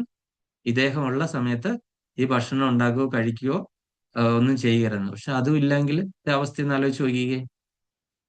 ആ നിർജ്ജലം എടുത്തിട്ട് എന്താണ് കാര്യം? കാര്യം ഇതേപോലെ നമ്മളിപ്പോ പറഞ്ഞ പോലെ ഈ ശ്ലോകത്തിൽ പറഞ്ഞതുപോലെ എന്താണ് ഈ രസം എന്ന് പറയുന്ന ഒരു സംഭവം നമ്മുടെ നാവിൽ വന്നു കഴിയും, അല്ലേ? ആ രസം നാവിൽ വന്നു കഴിഞ്ഞാൽ തന്നെ ആ ഒരു ആ, എന്താണ് ആ ഉമിനീര് വന്നു ആ രസത്തിനെ പറ്റി ചിന്തിച്ചുകൊണ്ട്, അല്ലേ? നല്ല ദോശയും ചമ്മന്തിയും എല്ലാം കടുക് വറുത്ത്, പ്രത്യേകിച്ച് കടുക് വറുക്കരെന്നാ പറയുന്നത്. കടുക് വറുത്ത് അതിന്റെ കടുക് വറുത്തൽ എന്ന കൂടുതൽ സ്മെല്ല് വരും, അതിന്റെ കൂടുതൽ ഗന്ധവും വരും, അല്ലെ? അത് വന്നു കഴിയുമ്പോൾ തന്നെ എന്ത് ചെയ്യും? നമ്മളുടെ നാവിൽ കൂടെ വെള്ളം വരും, അല്ലെങ്കിൽ അത് കഴിക്കാനുള്ള ടെൻഡൻസി കൂടും. അല്ലെങ്കിൽ നമ്മുടെ മുൻപിൽ വെച്ചിട്ട് അവർ കഴിക്കുക ഒക്കെ ചെയ്യുവാണെന്നുണ്ടെങ്കിൽ നമുക്കൊക്കെ അറിയാം, ഇവിടെ ഈ മറ്റുള്ള സമുദായക്കാർ ഞങ്ങളുടെ ഓഫീസിലൊക്കെ വ്രതം എടുക്കുന്ന സമയം അവർക്ക് ഒരു മാസം ഉണ്ടല്ലോ, അവരുടെ നൊയമ്പ് സമയത്ത് വ്രതം എടുക്കുന്ന സമയത്ത് ഞങ്ങൾക്ക് ആർക്കും അവിടെ വെച്ചിട്ട് ഒരു വെള്ളം കുടിക്കാനോ ഫുഡ് കഴിക്കാനോ ഇതില്ല. നമ്മൾ എവിടെയെങ്കിലും കിച്ചണിൽ പോയി കഥ കടച്ചിരുന്ന് വേണമെങ്കിൽ എന്താണ് ചെയ്യുന്നത്, എന്തെങ്കിലും ആരും കാണാതെ എടുത്ത് ഭക്ഷിച്ചിട്ട് പോരണം. കാര്യം എന്തുകൊണ്ടാണ്? കാര്യം അങ്ങനെ വ്രതം എടുക്കുന്നവർക്ക് എന്താണ്, ഇങ്ങനെ നമ്മൾ മറ്റുള്ളവർ ഭക്ഷണം കഴിക്കുന്ന കാണുമ്പോഴുള്ള ആ ഒരു ആ, ആ ഒരു വിഷമം ഒഴിവാക്കുകയാണ്. അപ്പൊ അവർക്ക് എന്താണ്, ആ വ്രതം നമ്മൾ എടുത്തോണ്ടല്ലേ, അല്ലെങ്കിൽ എനിക്ക് ഈ ഭക്ഷണം കഴിക്കാമായിരുന്നല്ലോ എന്നൊക്കെയുള്ള ഒരു തോന്നൽ തോന്നും, അല്ലെങ്കിൽ അതൊരു ഭാരമായിട്ട് തോന്നും ഈ വ്രതം. അല്ലെ, വ്രതം എടുക്കാത്തവർ എത്ര ഈസി ആയിട്ട് റിലാക്സ് ചെയ്ത് നടക്കുന്നു, കിടക്കുന്നു, ഉറങ്ങുന്നു എന്നൊക്കെ നമ്മൾ ഒരു തോന്നലുണ്ടാകും. അതുകൊണ്ടാണ്. അപ്പൊ അതുകൊണ്ട് നമ്മൾ ശ്രദ്ധിക്കേണ്ട ഒരു കാര്യം ഇതാണ്. നമ്മളെ വീട്ടിലെ എല്ലാവരെയും നമ്മൾ പറയുന്ന പോലെ കേൾക്കണമെന്നൊന്നും നമുക്ക് പറയാനൊന്നും പറ്റത്തില്ലല്ലോ, അല്ലെ? നമ്മൾ കഴിയുന്ന പോലെ നമ്മൾ അങ്ങ് ചെയ്തു പോവുകയാണ്. നമ്മൾ എല്ലാവരെയും കൂടി നമ്മൾ എന്താണ് പറയുന്നത്, ഇന്ന വ്രതം എടുക്കുക, ഏകാദശി എടുക്കുക എന്ന് പറയുമ്പോൾ ഉണ്ടാകുന്ന സംഘർഷങ്ങൾ ഒഴിവാക്കിക്കൊണ്ട് നമ്മൾ നമ്മളുടെ വഴിക്ക് പോകുന്നു. അപ്പൊ ഇത് അതിന്റെ വഴിക്ക് നടക്കുന്നു, നമ്മൾ നമ്മുടെ വഴിക്ക് പോകുന്നു. അത് മാത്രമേ ഉള്ളൂ പ്രായോഗികമായിട്ടുള്ള, അല്ലേ? നമ്മൾ മറ്റുള്ളവരെ കറക്റ്റ് ചെയ്യാൻ നിന്ന് കഴിഞ്ഞാൽ ചിലപ്പോൾ നമ്മൾ തന്നെ അധപ്പതനത്തിലേക്ക് വീഴും. അതിലും ഭേദം നമ്മൾ തന്നെ നന്നായി മുന്നോട്ട് പോവുക എന്നുള്ളതേ ഉള്ളൂ, അല്ലേ? അപ്പൊ ഞാൻ ഓർക്കുകയും ചെയ്തു, ഞാൻ ഇന്ന് 18ാമത്തെ അധ്യായത്തിൽ ഞാൻ ഇന്നിവിടെ രാവിലെ എടുത്ത ക്ലാസ്സിൽ ഞാൻ പറഞ്ഞ ശ്ലോകവും ഒക്കെ ആയിട്ട് റിലേഷൻ വരും. എങ്ങനെയാണെന്ന് എനിക്ക് അറിയത്തില്ല. ഇപ്പൊ കുറച്ച് നാളായിട്ട് ഞാനൊരു 3 ക്ലാസ് എനിക്ക് ഫ്രൈഡേ ഉണ്ട്. 3 ക്ലാസ്സിലും എടുത്ത ശ്ലോകങ്ങളും പറയുന്ന വിഷയങ്ങൾക്കും തമ്മിൽ ഒരു റിലേഷൻ ഇങ്ങനെ വരുന്നു. അത് എന്താണെന്ന് എനിക്ക് അറിയത്തില്ല. ഞാൻ സമിതാ മാതാജിയോട് കഴിഞ്ഞ വെള്ളിയാഴ്ച അത് പറയുകയും ചെയ്തു. എന്തുകൊണ്ടാണെന്ന് അറിയത്തില്ല. ഞാൻ രാവിലെ പറഞ്ഞ കാര്യങ്ങൾ റിപ്പീറ്റ് ചെയ്ത് അതേപോലെ തന്നെ ഇവിടെ എന്താണ് ഈ ശ്ലോകത്തിൽ അതിന്റെ ആപ്ലിക്കേഷൻസ് വരുന്നു എന്നുള്ള വളരെ യാദൃച്ഛികമാണ്, പക്ഷെ വന്നു പോകുന്നു. എനിക്കറിയത്തില്ല എന്താണെന്ന്. ഹരേ കൃഷ്ണ. പിന്നെ നമ്മള് അടുത്ത ശ്ലോകമാണ് പോകുന്നത്. അപ്പൊ നിങ്ങൾ ഈ പറയുന്ന അഷ്ടാംഗ യോഗവും അതുപോലെ തന്നെ നമ്മളുടെ ഈ 5 കാര്യങ്ങളുണ്ടല്ലോ, അല്ലെ? നമ്മളുടെ ഇന്ദ്രിയ വിഷയങ്ങൾ, അതൊക്കെ ഒന്ന് ഓർത്ത് വെക്കുക ഏതൊക്കെയാണ്. അടുത്ത ചാപ്റ്ററിൽ അതിന്റെ ആവശ്യം വരും. അപ്പൊ അതിനു വേണ്ടിയിട്ട് ഇപ്പോഴേ അത് മനസ്സിലാക്കി വെച്ചോളൂ ആ കാര്യങ്ങള്. ഇനി അടുത്ത ആഴ്ച എന്തായാലും നമുക്ക് ഇതിന്റെ പ്രശ്നോത്തരി ആയിരിക്കും. അപ്പൊ അതുകൊണ്ട് പ്രശ്നോത്തരി നന്നായിട്ട് നോക്കി വരിക. ഈ 5ാമത്തെ അധ്യായത്തിന്റെ പിന്നെ അതിന്റെ അടുത്ത ആഴ്ച തൊട്ടായിരിക്കും നമ്മൾ 6ാമത്തെ ധ്യാനയോഗം തുടങ്ങുന്നത്. ഇനിയിപ്പോ അവസാനത്തെ ശ്ലോകം very very very very very important ശ്ലോകമാണ് അടുത്ത് വരാൻ പോകുന്നത്. അത് ഇനിയും കാണാതെ പഠിച്ചിട്ടില്ലാത്തവർ, ഞാനൊരു 10,000 തവണ കാണാതെ പഠിക്കാൻ പറഞ്ഞതാണ്. പക്ഷെ ഇനിയും പഠിക്കാത്തവർ ദയവ് ചെയ്ത് പഠിക്കണം. എൻ്റെ ഒരു റിക്വസ്റ്റ് ആണത്. മറന്നുപോയി, ഞാൻ ഓർത്തില്ല എന്നൊന്നും പറയരുത്.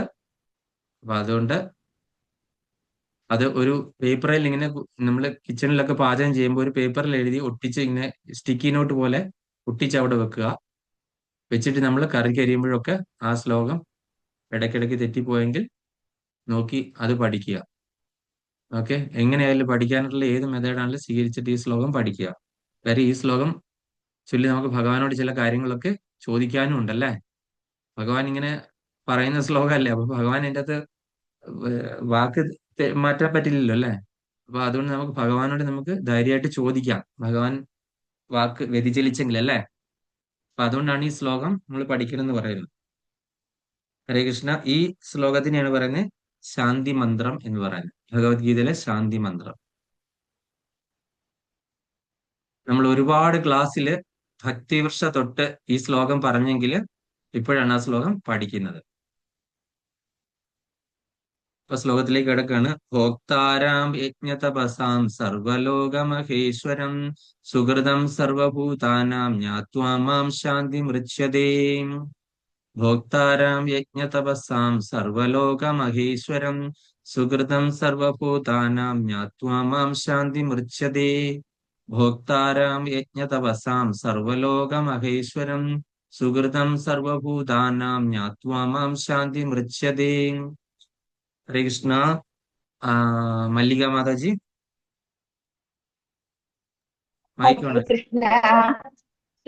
ഹരേ കൃഷ്ണ. ശ്ലോകം 29.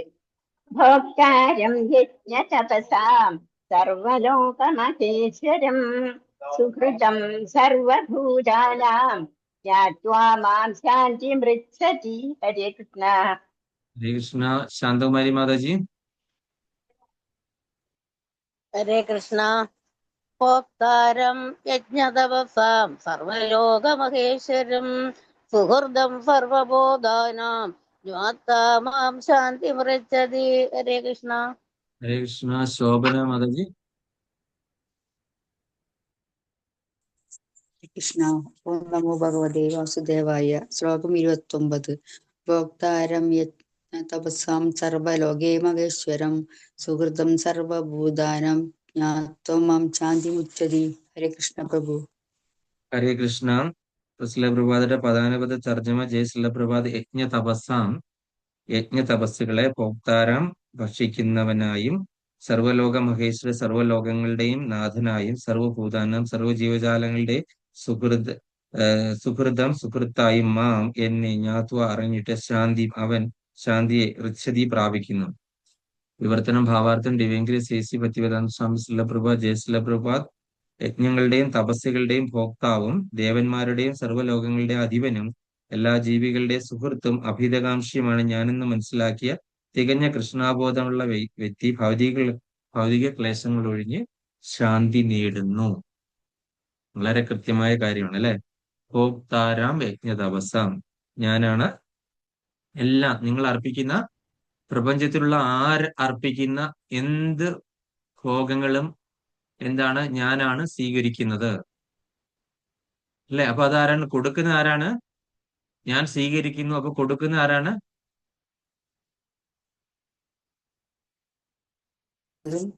ഭഗവാൻ തന്നെ. ബലരാമൻ അല്ലെ. ബലരാമൻ ആരുടെ പ്രതിനിധിയാണ്? ഗുരുവിന്റെ പ്രതിനിധിയാണ് അല്ലെ. ഗുരുവാണ് എന്ത് ചെയ്യുന്ന? ഭഗവാന് സേവ കൊടുക്കുന്നത് അല്ലെ.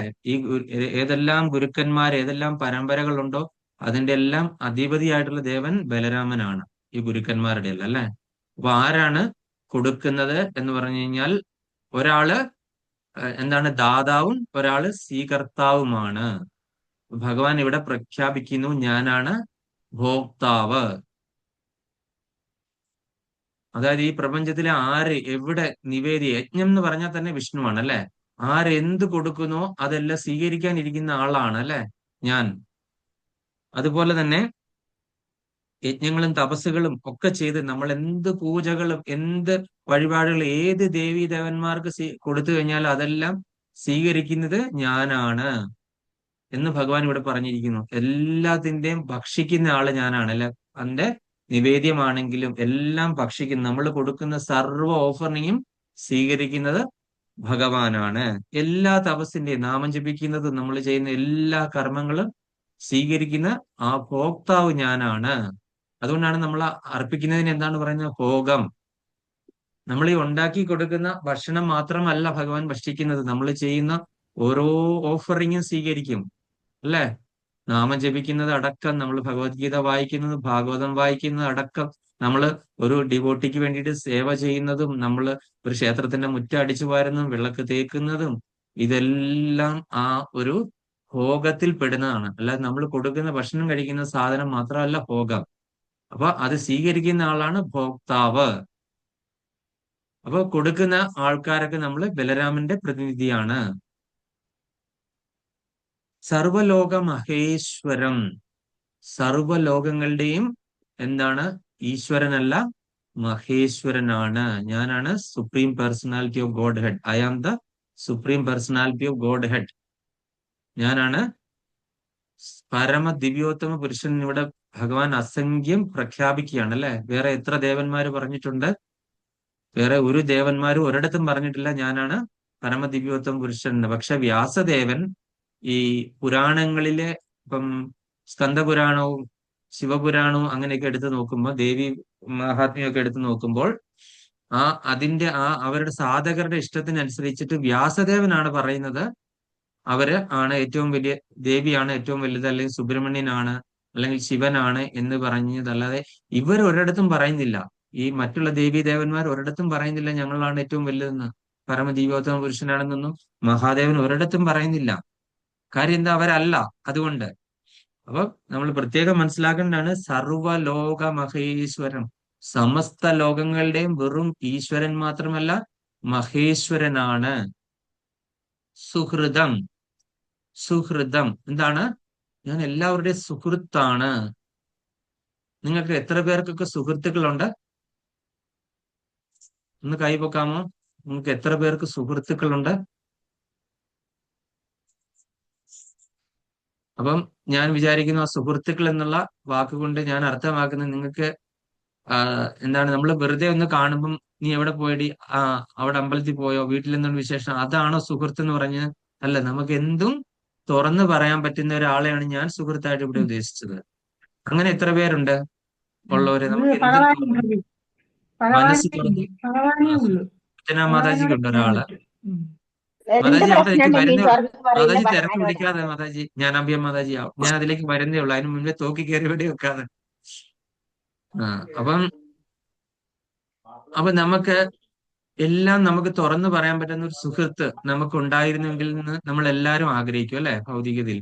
അല്ലെങ്കിൽ നമ്മുടെ ഭർത്താവ്, അല്ലെങ്കിൽ ഭാര്യ, അല്ലെങ്കിൽ മകന്, മകള്, അല്ലെങ്കിൽ നമ്മളുടെ അടുത്തൊരു കസിൻ സിസ്റ്റേഴ്സ് കാണും ചിലർക്ക് സ്വന്തം സഹോദരന്മാരൊക്കെ ഉണ്ട്, അവരോട് പറയാൻ പറ്റാത്ത കസിൻ ആയിട്ടുള്ള ചേട്ടത്തിയനിത്യ മക്കള്, ചേട്ടാനിയ മക്കള്, അങ്ങനെയുള്ള ആരെങ്കിലും ഒരാൾ കിട്ടും, നമ്മളുടെ സമപ്രായമോ അല്ലെങ്കിൽ ഒന്നിയിൽ ഒരു വയസ്സിന് മൂത്തതോ താഴെയൊക്കെയുള്ള അല്ലെ. അപ്പം അവരോട് നമ്മുടെ വീട്ടിൽ ഒരു ചെറിയ വിഷമം ഉണ്ടായി കഴിഞ്ഞാൽ ഉടനെ ഫോൺ വിളിച്ച് പറയും. ഇപ്പൊ ഗീതാമാതാജി ആണെങ്കിൽ പറയും, എൻ്റെ ഇടയിൽ ഇങ്ങനെ ഒരു പ്രശ്നം ഉണ്ടായി, ഞാനിങ്ങനെ ആകെ വിഷമത്തിലാണ് എന്നിങ്ങനെ പറയും. അപ്പോഴത്തേനും അവിടെ നിന്ന് ഇങ്ങോട്ട് മറുപടി ആണെങ്കിൽ പറയും, നിനക്ക് അങ്ങനെ തന്നെ വേണം, ഞാൻ നിന്നോടൊരു പലതവണ പറഞ്ഞല്ലേ അങ്ങനെ ചെയ്യരുത്, നീ ഇത് വീണ്ടും വീണ്ടും വീണ്ടും വീണ്ടും ഇത് ആവർത്തിച്ചു, നീ എത്രയായാലും പഠിക്കൽ, നീ അനുഭവിക്കടി എന്ന് പറയും. രണ്ട് ചീത്ത ഇങ്ങോട്ട് വിളിച്ചു കഴിഞ്ഞാൽ മാതാജിയുടെ അവസ്ഥ എന്തായിരിക്കും? ഒന്ന് ആലോചിച്ച് നോക്കി. അപ്പൊ അതൊരു സുഹൃത്താണോ? അതായത് എരുതിയിൽ എണ്ണ ഒഴിപ്പിക്കുന്ന കേട്ടിട്ടുണ്ടല്ലേ. നമ്മൾക്കൊരു വിഷമം ഉണ്ടാകും, നമ്മൾ ഒരാളോട് പറഞ്ഞു കഴിഞ്ഞാൽ അവരെന്ത് ചെയ്യും? അതിൻ്റെ അകത്തേക്ക് പെട്രോൾ കൊണ്ട് ഒഴിച്ച് അത് പൊട്ടിച്ച് ബോംബ് പൊട്ടിക്കുന്ന പോലെ പൊട്ടിച്ച് കളയും. ഇങ്ങനെ ആൾക്കാരാണ് സുഹൃത്ത്? അല്ല. അപ്പം സുഹൃതം, യഥാർത്ഥത്തിലുള്ള സുഹൃത്ത് എന്താണ് ചെയ്യുന്നത്? നമ്മളുടെ ഏതവസ്ഥ ആയിക്കോട്ടെ അല്ലെ, നമ്മളെ കൊണ്ട് തീരെ കഴിവില്ലാത്ത ആളാണെന്ന് പറഞ്ഞ് ചിലരും പുച്ഛിക്കുന്നുണ്ടല്ലേ, പലരും പുച്ഛിക്കുന്നുണ്ട്. നിങ്ങൾക്ക് യാതൊരു കഴിവില്ലാത്ത, നിങ്ങൾക്ക് പിടിപ്പുകേട് പറ്റി അല്ലെ, നിങ്ങൾ വീണ്ടും വീണ്ടും ഇങ്ങനെ ചെയ്യാന്ന് പറഞ്ഞ്. കാര്യം നമ്മളുടെ സാഹചര്യങ്ങളൊന്നും മനസ്സിലാക്കാതെ എത്രയോ പേര് നമ്മളെ ഇന്നും ഞാൻ കുറെ എന്നെ പറ്റി ഒരാള് എന്താ പറഞ്ഞ അവഹേളിക്കുന്നത് ഞാൻ കേട്ടതാണ് അല്ലെ. നമ്മളെ വീണ്ടും വീണ്ടും വീണ്ടും വീണ്ടും ഞാൻ ഒറ്റ വോയിസ് മെസ്സേജ് കേട്ടതേ ഉള്ളൂ, ഇപ്പൊ എന്നെ കുറെ കുറ്റം പറഞ്ഞിട്ടൊരു മെസ്സേജ് ആയിട്ടിരിക്കുന്നത്. അപ്പൊ നമ്മൾ ഇത് കേട്ടപ്പം നമുക്ക് ആകെ വിഷമം ഉണ്ടായില്ല. ഞാൻ ചെയ്തിട്ടാണല്ലോ എനിക്ക് വിഷമം ഉണ്ടായത്, പറഞ്ഞാൽ അവരെ അല്ല എനിക്ക് പറഞ്ഞ, ഞാൻ ചെയ്തു കൂട്ടിയ കാര്യങ്ങളിലാണ് എനിക്ക് ആശങ്ക ഉണ്ടായതും എനിക്ക് അവരോടൊരു വിഷമം തോന്നിയില്ല. അപ്പോൾ നമ്മളെ ഇങ്ങനെ കുറ്റപ്പെടുത്തുന്ന ആ ഒരു രീതിയിലുള്ള മറുപടി ആയിരിക്കും നമുക്ക് എപ്പോഴും കിട്ടുന്നത് അല്ലെ. അപ്പൊ ഒരു സുഹൃത്ത് എന്ന് പറഞ്ഞു കഴിഞ്ഞാൽ ആ സുഹൃത്ത് നമ്മൾ പറയുന്ന കാര്യങ്ങളെ അതേപടി ഉൾക്കൊണ്ട് അത് കേട്ട് അത് പറഞ്ഞു കഴിയുമ്പോൾ തന്നെ നമ്മളുടെ മനസ്സിലുള്ള ആ എവറസ്റ്റ് കൊടുമുടി എന്ത് ചെയ്യും? ആ സുഹൃത്തിന്റെ അടുത്തേക്ക് ഇറക്കി വെക്കും. പക്ഷെ സുഹൃത്തോ ആ കൊടുമുടി മുഴുവൻ അതേപടി സ്വീകരിച്ചിട്ട് നമുക്ക് എന്ത് ചെയ്യും? നല്ല ശീതളിമയായിട്ടുള്ള ഒരു മഹാസമുദ്രം പോലെ പരന്ന് വിശാലതയായിട്ടുള്ള ഒരു സമാധാന വാക്ക് നമുക്ക് ഇങ്ങോട്ട് തരും. അതോടുകൂടി നമ്മളുടെ ആ പ്രശ്നം, അത്രയും വലിയ എവറസ്റ്റ് എന്ത് ചെയ്യും? സമുദ്രത്തിൽ അലിഞ്ഞു പോയതുപോലെ ഉള്ളൊരവസ്ഥ പറ്റും. അങ്ങനെ എത്ര പേർക്ക് ഉണ്ട് എന്ന് ചോദിച്ചു കഴിഞ്ഞു കഴിഞ്ഞാൽ ഉണ്ടായിരിക്കാം, വളരെ ചെറിയ പേർക്കൊക്കെ ഉണ്ടാവാം. പക്ഷെ ഭൂരിപക്ഷം പേർക്കും അങ്ങനെ ഒരാള് ഉണ്ടാകാറില്ല നമ്മളെ ലൈഫിൽ. ചിലപ്പോൾ നിങ്ങൾക്കൊക്കെ ഉണ്ടാവുമായിരിക്കും. എനിക്ക് അങ്ങനത്തെ ഒരാൾ ഇതുവരെ എൻ്റെ ജീവിതത്തിൽ ഉണ്ടായിട്ടില്ല, അല്ലേ? എന്നാൽ നമ്മളുടെ സഹോദരങ്ങളോടോ അച്ഛനോടോ അമ്മയോടോ, എൻ്റെ അമ്മയോട് പറഞ്ഞു കഴിഞ്ഞാൽ അമ്മ എന്ത് ചെയ്യും? അതിനെ അവിടെ കൊണ്ട് പെട്രോൾ ഒഴിച്ചത് കത്തിച്ച് പൊട്ടിച്ച് കളയും. അങ്ങനെയാണ് എന്റെ അവസ്ഥ. അമ്മയോട് നമ്മളൊരു വിഷമം പറഞ്ഞു, അല്ലെ എനിക്ക് ഇങ്ങനെ ഒരു അബദ്ധം പറ്റിയെന്നും പറഞ്ഞ് അങ്ങോട്ട് ചെയ്യുന്നത്, അമ്മയുടെ ഒരു 10 ചീത്ത ഉറപ്പായിട്ട് എനിക്ക് കേൾക്കാതിരിക്കത്തില്ല. നിനക്ക് അങ്ങനെ തന്നെ വേണ്ടതാന്ന് പറയും. ഞാൻ നിന്നോട് 100 വട്ടം പറഞ്ഞല്ലേ, നിന്റെ കാശ് അങ്ങനെ പോട്ടെ എന്ന് പറഞ്ഞു. കാര്യം അമ്മയ്ക്ക് അത് എന്താണ്, എന്റെ പൈസ ഒക്കെ നഷ്ടപ്പെടുന്നു എന്നൊക്കെയുള്ള ആദി കൊണ്ടാണ്, സ്നേഹം കൊണ്ടാണ്. പക്ഷെ നമുക്കൊരു ആശ്വാസം ഉണ്ടാകുന്നില്ല. മനസ്സിലായല്ലോ? നമുക്ക് പരമമായിട്ടൊരു ആശ്വാസം വചനങ്ങളല്ല തരുന്നത്. അതാണ് അതിന്റെ വ്യത്യാസം. അപ്പൊ അങ്ങനെ അപ്പൊ നമ്മള് സർവഭൂതാനാം, ഇപ്പൊ എല്ലാ ജീവജാലങ്ങൾക്കും ആശ്രയിക്കാൻ പറ്റിയ ആ ഒരേ ഒരു വ്യക്തി, അതായത് ഒരു മനുഷ്യരെന്ന് മാത്രമല്ല, ഭക്തരെന്ന് മാത്രമല്ല, തീവ്രവാദികളെന്നോ അല്ലെങ്കിൽ കൊലപാതകികളെന്നോ അങ്ങനെയൊന്നുമില്ല. എല്ലാ ജീവജാലങ്ങൾക്കും ഒരേ സമയം സുഹൃത്തായിട്ട് കാണാൻ പറ്റുന്ന ഒരാള്, അല്ലെങ്കിൽ സുഹൃത്തിനെ പോലെ നമ്മളെ പരിരക്ഷിക്കുന്ന ആള്. അതായത് കാലൊടിഞ്ഞെന്നോ കൈ ഒടിഞ്ഞെന്നോ അല്ലെങ്കിൽ അംഗവൈകല്യം ഉണ്ടെന്നോ സൗന്ദര്യം ഉണ്ടെന്നോ ഇന്ന കുലത്തിൽ പിറന്നെന്നോ ദരിദ്രനെന്നോ ശൂദ്രനെന്നോ അങ്ങനെയൊന്നും വ്യത്യാസമില്ലാതെ, ഇപ്പൊ മറ്റുള്ള മൃഗങ്ങളിൽനിന്നോ പ്രാണികളിൽനിന്നോ കൃമികളിൽനിന്നോ പന്നിന്നോ ഈ ഒരു വ്യത്യാസമില്ലാതെ എല്ലാ ജീവജാലങ്ങൾക്കും ഒരേപോലെ സുഹൃത്താണ്, അല്ലെ? നമുക്കറിയാം ഈ ജീവജാലങ്ങൾക്കൊക്കെ നമ്മൾ ഈ ആനിമൽ പ്ലാനറ്റ്സ് കാണുന്ന ആ സമയത്തൊക്കെ അറിയാം, നമ്മൾ മാനയൊക്കെ വന്നിങ്ങനെ സിംഹമൊക്കെ പിടിക്കുന്ന സമയത്ത് ചിലപ്പോ ആ ഭഗവാന്റെ ആ ഒരു അദൃശ്യ കരങ്ങൾ അവരെ വന്ന് രക്ഷപ്പെടുത്തുന്നതാണ്, അല്ലെ? ചിലപ്പം വേറെ ഏതെങ്കിലും ഒരു ജീവി അവിടെ ഓടി വന്ന് അതിനെ, അല്ലെങ്കിൽ ഒരു പോത്ത് ഓടി വന്ന് സിംഹത്തിനെ കുത്തുന്നത് കാണാം, അല്ലെ? മാനെ ഇങ്ങനെ പിടിക്കാൻ വരുമ്പോ, എന്നിട്ട് ആ സിംഹം അവിടെ നിന്ന് ഓടി രക്ഷപ്പെടും. ഞാൻ ഇങ്ങനെ അടുത്തടുത്ത് കുറെ ഇത് കണ്ടു. ഭഗവാന്റെ ഒരു അദൃശ്യ കരങ്ങള് അവിടെ വന്ന ഈ സാധാരണപ്പെട്ട അല്ലെങ്കിൽ സിംഹത്തിന്റെ അടുക്കലോ അല്ലെങ്കിൽ പുലിയുടെ അടുക്കലോ ചെന്ന് കഴിഞ്ഞാൽ ഒരു മാൻപേട രക്ഷപ്പെടും? ഒരിക്കലും ഇല്ല, അല്ലേ? അത് ആ സമയം തന്നെ അതിനെ പിടിച്ച് അമ്മാക്കും, അല്ലെ? മാനൊക്കെ തീരെ ചെറുതല്ലേ. ഒരു തവണ ഒരു വീഡിയോ കണ്ടതിൽ ഞാൻ കണ്ടു, എന്ത് ചെയ്തു, പെട്ടെന്ന് ആ മാനിനൊരു ഊർജം എവിടുന്നോ കിട്ടി. എന്ത് ചെയ്തു, അത് ഒരൊറ്റ കൊട കുടഞ്ഞിട്ട്, ഈ പുലിയെ ഒരൊറ്റ കൊട കുടഞ്ഞിട്ട് അതിന്റെ കാല് രണ്ടും കൂടി എടുത്തിട്ട് ഒരൊറ്റ തൊഴി, ഇത് തെറിച്ചു പോയി. എന്നിട്ട് അത് അവിടുന്ന് ഓടി രക്ഷപ്പെടുന്നത്. പുലിക്ക് അവിടുന്ന് എണീക്കാൻ പോലും പറ്റിയില്ല, അതിനു മുൻപ് ഈ മാനോടി അപ്രത്യക്ഷമായി. അപ്പൊ ഇതൊക്കെ അദൃശ്യകരങ്ങളെന്ന് പറയല്ലേ. അപ്പം നമ്മൾ ആ മാൻ ആ സമയത്ത് അതിന് ഈശ്വരൻ ആരാണെന്നും അത് ഈ കൃഷ്ണനാണെന്നൊന്നും അറിയത്തില്ലെങ്കിലും അത് തീർച്ചയായിട്ടും അത് അതിന്റെ ഹൃദയം തേങ്ങിയിട്ടുണ്ട്, ഹൃദയത്തിലിരിക്കുന്ന ഭഗവാൻ അറിഞ്ഞിട്ടുണ്ട്, അല്ലെ? അപ്പൊ അതിനെ രക്ഷപ്പെടുത്തി, അല്ലെ? അതൊരു സറണ്ടർ ചെയ്തു അതിൽ ശരണാഗതി കയ്യിലേക്ക് എത്തിച്ചേർന്നു എന്നുള്ളത് നമ്മൾ മനസ്സിലാക്കി അതിനെ വന്ന് രക്ഷപ്പെടുത്തി. അപ്പൊ അങ്ങനെയുള്ള ഒരു സുഹൃത്ത് സർവഭൂതങ്ങൾക്കും.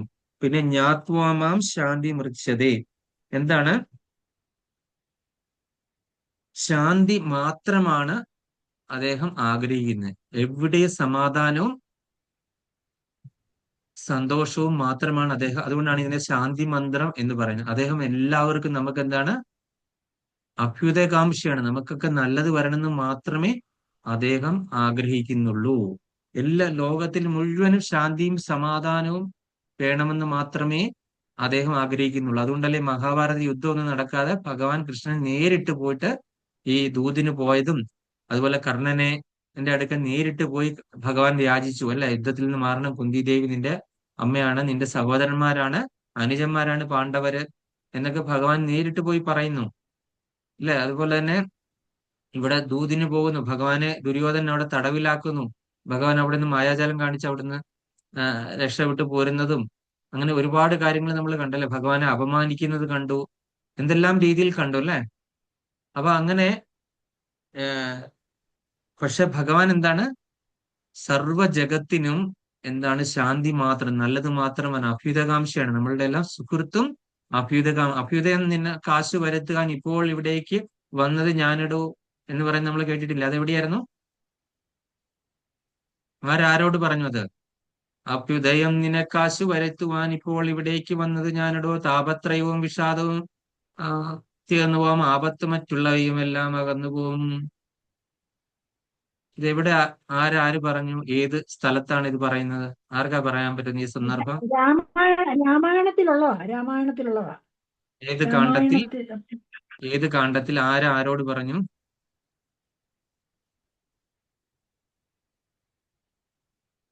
ഓർമ്മ പോരാ. ആദിത്യ ഹൃദയം ചൊല്ലുന്നതിന് തൊട്ട് മുമ്പുള്ള വരിക. ഹരി ആദിത്യ ഓം, ഇത്തം ആദിത്യ ഹരി ഹൃദയം ഓം. ജനിച്ചു. മാതാജിക്ക് 100 മാർക്ക്. ആദിത്യ സ്കന്ദാകണ്ഠം ഹൃദയം അഗസ്ത്യാഗമനും അഗസ്ത്യസ്തുതിയും. അഗസ്ത്യാഗമനും അഗസ്ത്യസ്തുതിയും. അപ്പൊ അപ്പം എന്താണ്?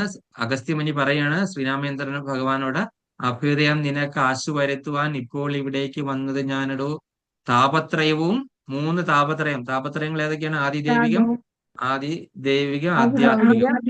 ആധ്യാത്മികം, താപത്രയവും ആദിഭൗതികം. വിഷാദവും തീർന്നു പോകും, ആപത്തു മറ്റുള്ളവയും എല്ലാം അകന്നു പോകും എന്ന് പറഞ്ഞിട്ട് ഇങ്ങനെ പോവുകയാണല്ലേ. ദേവാസുരോരക കിന്നര ആദിത്യ ഹൃദയമ പുരുഷ മന്ത്രവിധ. ചാരണ രക്ഷോഭൂത എന്ന് പറഞ്ഞ് പിന്നെ അങ്ങനെ സൂര്യനെ പറ്റി അങ്ങ് പോവാണല്ലേ, പറഞ്ഞു പോവാണ് സൂര്യന്റെ സ്തുതി. അപ്പൊ അങ്ങനെ എന്താണ്? എല്ലാവർക്കും ശാന്തി സമാധാനം മാത്രമാണ് ഞാൻ ആഗ്രഹിക്കുന്നത്. ഞാൻ അഭ്യുദയകാംക്ഷയാണ് അല്ലെ. നല്ലത് മാത്രം വരണമെന്ന് ആഗ്രഹിക്കുന്ന ഒരേ ഒരു വ്യക്തി ഞാനാണ് അല്ലെ. ബാക്കി ആരെങ്കിലും അങ്ങനെ ആഗ്രഹിക്കുവോ? ഇല്ല അല്ലേ. ബാക്കി ഒരു ജീവജാലങ്ങൾക്ക് അല്ലെങ്കിൽ വേറെ ഒരു വ്യക്തികൾക്ക് ഒരു ദേവീ ദേവന്മാർക്ക് പോലും നമ്മൾ അങ്ങോട്ട് കൊടുത്താൽ അവരിങ്ങോട്ട് തിരിച്ചു തരുമെന്നല്ലാതെ ഭഗവാന്റെ അത്രയും കൃപയുള്ള ഒരു വ്യക്തിയില്ല അല്ലെ. നമ്മളുടെ എല്ലാം സുഹൃത്തും അഭ്യുദയകാംക്ഷയാണ്. നമുക്ക് നല്ലത് വരണമെന്ന് മാത്രമേ ഭഗവാൻ ആഗ്രഹിക്കുന്നുള്ളൂ. അപ്പൊ അത് നമ്മൾ പൂർണ്ണമായിട്ട് മനസ്സിലാക്കണം. നമ്മളിപ്പോ എന്താണ് ചെയ്യുന്നത്? നമ്മളുടെ മുന്നിൽ കാണുന്ന ഈ സംഭവങ്ങളെ കണ്ടുകൊണ്ട് നമ്മള് ഭഗവാനെ തെറ്റിദ്ധരിച്ച്, അത് അവജാനന്തി മാമൂട എന്ന് പറഞ്ഞ ശ്ലോകത്തിലാണ് അല്ലെ. തെറ്റിദ്ധരിച്ച് നമ്മൾ മൂഢനായിട്ടുള്ള വ്യക്തികള് നമ്മൾ ഭഗവാനെ തെറ്റിദ്ധരിച്ച് കുറ്റപ്പെടുത്തുന്നു. ഭഗവാൻ മനുഷ്യനാണ് അല്ലെ, ഭഗവാന് ശക്തിയില്ല, അതുപോലെ തന്നെ ഭഗവാൻ വളരെ പുറകോട്ടാണ് അല്ല, നമ്മളെ പരീക്ഷയ്ക്ക് ഒരുപാടിട്ട് അല്ലെങ്കിൽ ഐശ്വര്യ കളയും എന്നൊക്കെ പറഞ്ഞ് എന്തെല്ലാം രീതിയിലാണ് നമ്മൾ ഭഗവാനെ കുറ്റപ്പെടുത്തുന്നത്. പക്ഷെ ശരിക്കും ഭഗവാനെ ഒന്ന് ആശ്രയിച്ച് ഒരിക്കും. അതിനു വേണ്ടിയിട്ട് ഞാൻ ഇന്നെടുത്ത ശ്ലോകമാണ്. ഞാൻ കണക്റ്റഡ് ആണെന്ന് പറയാനുള്ള കാര്യം ഇതാണ്. എന്താണ്? ഏത് ശ്ലോകമാണ് എടുത്തത്? നമ്മളുടെ ഈ ശരണാഗതി, 2ാം ശരണാഗതി ശ്ലോകമാണ്. എന്താണ്? 2ാം ശരണാഗതി ശ്ലോകം ഏതാണ്? 1ാം ശരണാഗതി ശ്ലോകം ഏതാണ്? കാർപ്പണ്യദോഷമാണോ? കാർപ്പണ്യദോഷ അല്ലല്ല. അഹം സർവസ്യ പ്രഭുവാണ് പ്രഭു. അഹം സർവസ്യ അല്ലല്ല. പ്രഭു അതാണ് അതില് ശരണാഗതി എവിടെയാ ഉള്ളത് മാതാജി? ശരണാഗതി.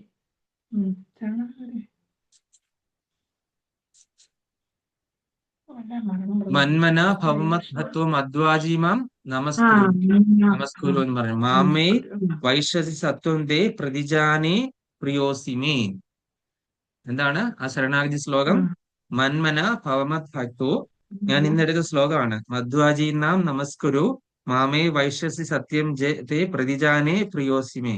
അതായത് ഇത് 2 സ്ഥലത്ത് റിപ്പീറ്റ് ചെയ്യുന്ന ഒരേ ഒരു ശ്ലോകമാണ് ശ്രീമദ് ഭഗവത്ഗീതയില്. 2 പ്രാവശ്യം പറയുന്നു. ഒന്ന് എവിടെയാണ് പറയുന്നത്? 9:34 പറയുന്നുണ്ട്. ഒന്ന് 18:65 എഴുതിയിട്ടോ. 9:34 പറയുന്നുണ്ട്, 18:65 പറയുന്നുണ്ട്. ഈ ശ്ലോകം മാത്രമാണ് റിപ്പീറ്റ് ചെയ്യുന്നത്. അതുകൊണ്ട് ഇതിനെ 2ാം ശരണാഗതി ശ്ലോകം എന്നാണ് പറയുന്നത്. 1ാം ശരണാഗതി ശ്ലോകം ഏതാണ്?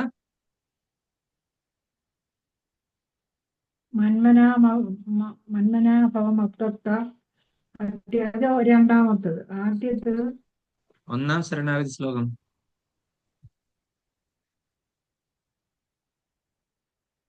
സർവധർമാൻ പരിത്യജ്യ മാമേകം ശരണം വ്രജ അഹം ത്വം സർവപാവേഭ്യ മോക്ഷയിഷ്യാമി മാ ശുച. അതാണ് 66. 18:66 ആ ശ്ലോകം. അതിന് തൊട്ട് മുൻപേ പറഞ്ഞിരിക്കുകയാണ്. പക്ഷെ ഈ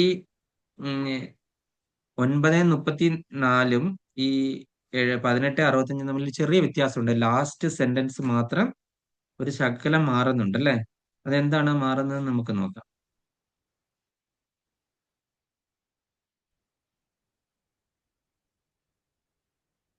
ഞാൻ 9ാമത്തെ രാജവിദ്യ രാജഗുഹ്യ യോഗത്തിലെയാണ് ശ്ലോകം.